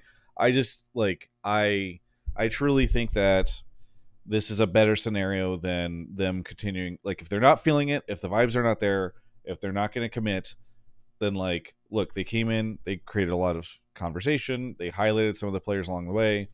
I think this is like a fine resolution to it, even if it's not the one that a lot of people want. So I don't know, Professor X. Like, do you expect them to pay the salaries of these players and do all this type of stuff? Because I know that they'd have responsibilities of maintaining the org, even if they were not going to be competing in it. Well, honestly, I feel like I guess it depends on how much of the minimum they have to do, because I know that's something they have to pay for, and then I'm sure they would probably want a coach.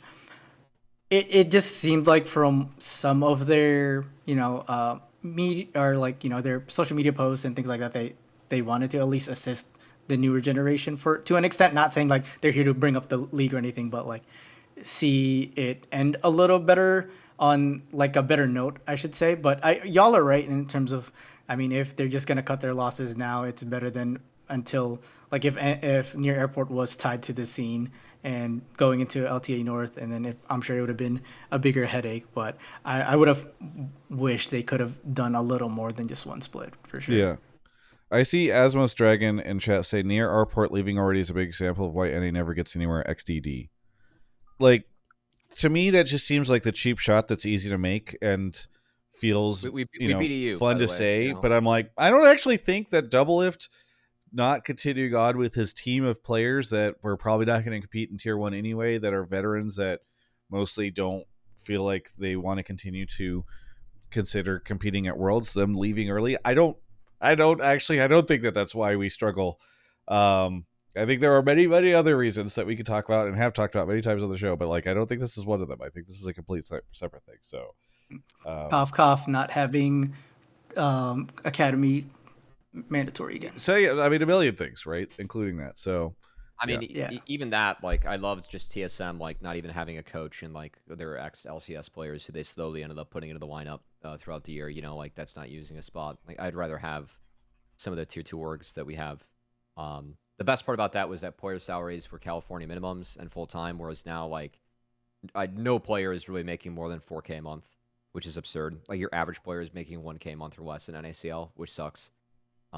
Because, like, I know Chrome, the team that beat Near Airport, the 80 carry, like, Aaron, was very public about how he's working at a boba shop post-grad and, like, doing this, right, to make ends meet. So, I feel like the biggest bummer for me is still, like, players can't commit a ton of time.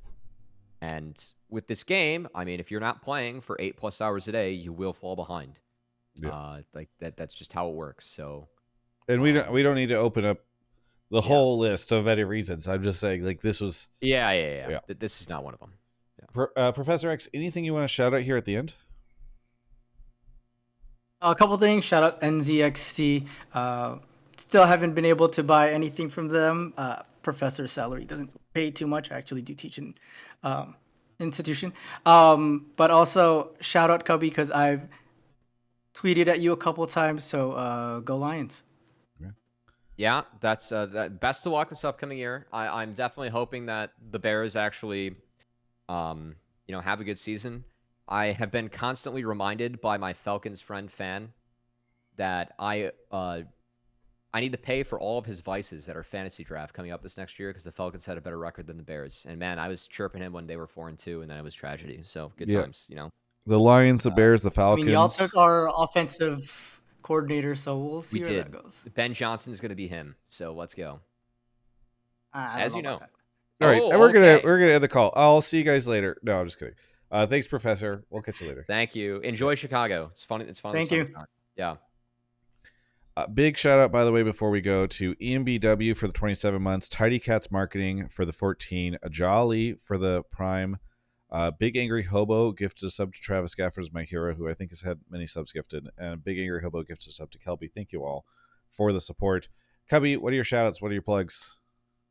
Oh God. I have a few this week. First off, shout out to the LPL unofficial English broadcast. I had a lot of fun this past week being on the last 2 days of our broadcasts. We had big matches over there.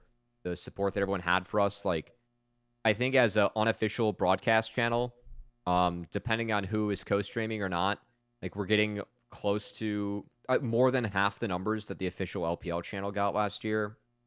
And I think that between that and then, of course, we were sold that the LTA South would be fully covered and co-streamed by Dom, which definitely changed once he decided to help out with C9, and that's fine. But they ended up hosting the unofficial LTA Seoul broadcast in English before LTA North. And so shout out to all the casters over there that are really trying their best to stick it to Riot and being like there's still an appetite for traditional broadcasts.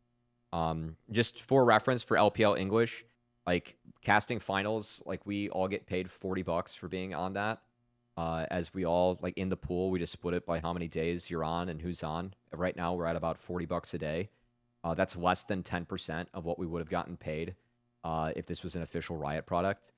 So, all the support that everyone gives us is great. Like we've built this on our own, but definitely is a lot harder to make it as a broadcaster now.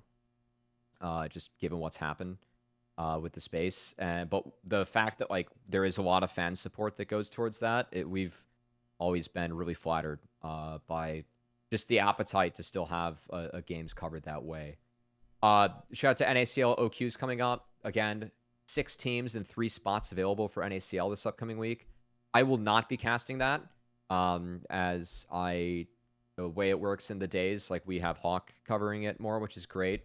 He gets some days, like he knows the tier 3 space way better than me. So I will be a fan and co-streaming that this upcoming week. And shout out to the LTA North final. Man, what a hell of an entertaining final.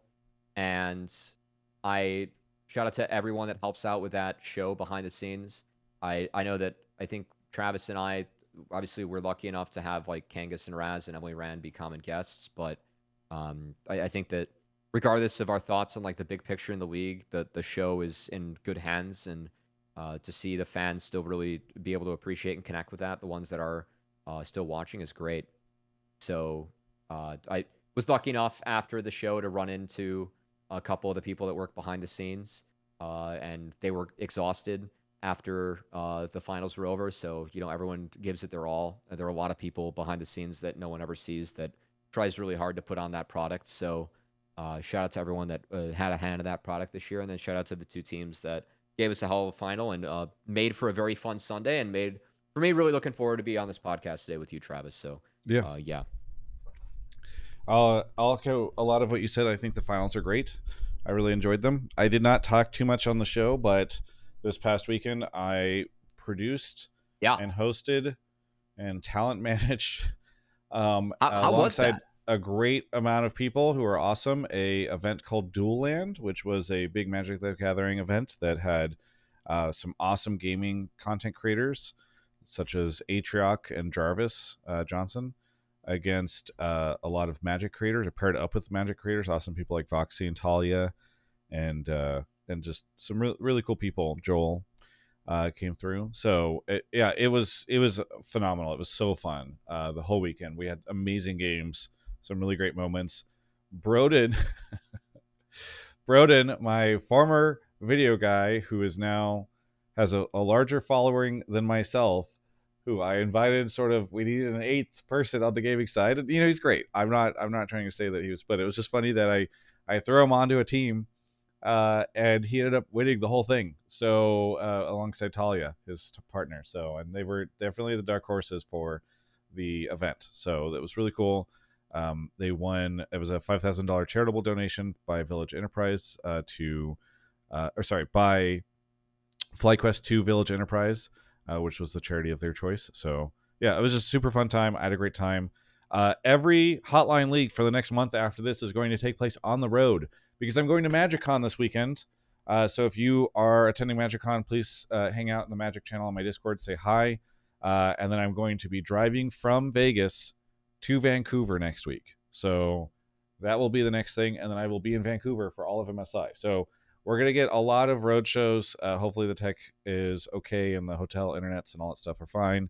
But just wanted to flag that because this is the last time you'll see me in this room for a while. So that's part of the reason why there's a bunch of boxes around me. Not that I'm moving, but just because things are chaotic right now at home as I get ready to be gone for basically a month. I'm going to be gone for a month.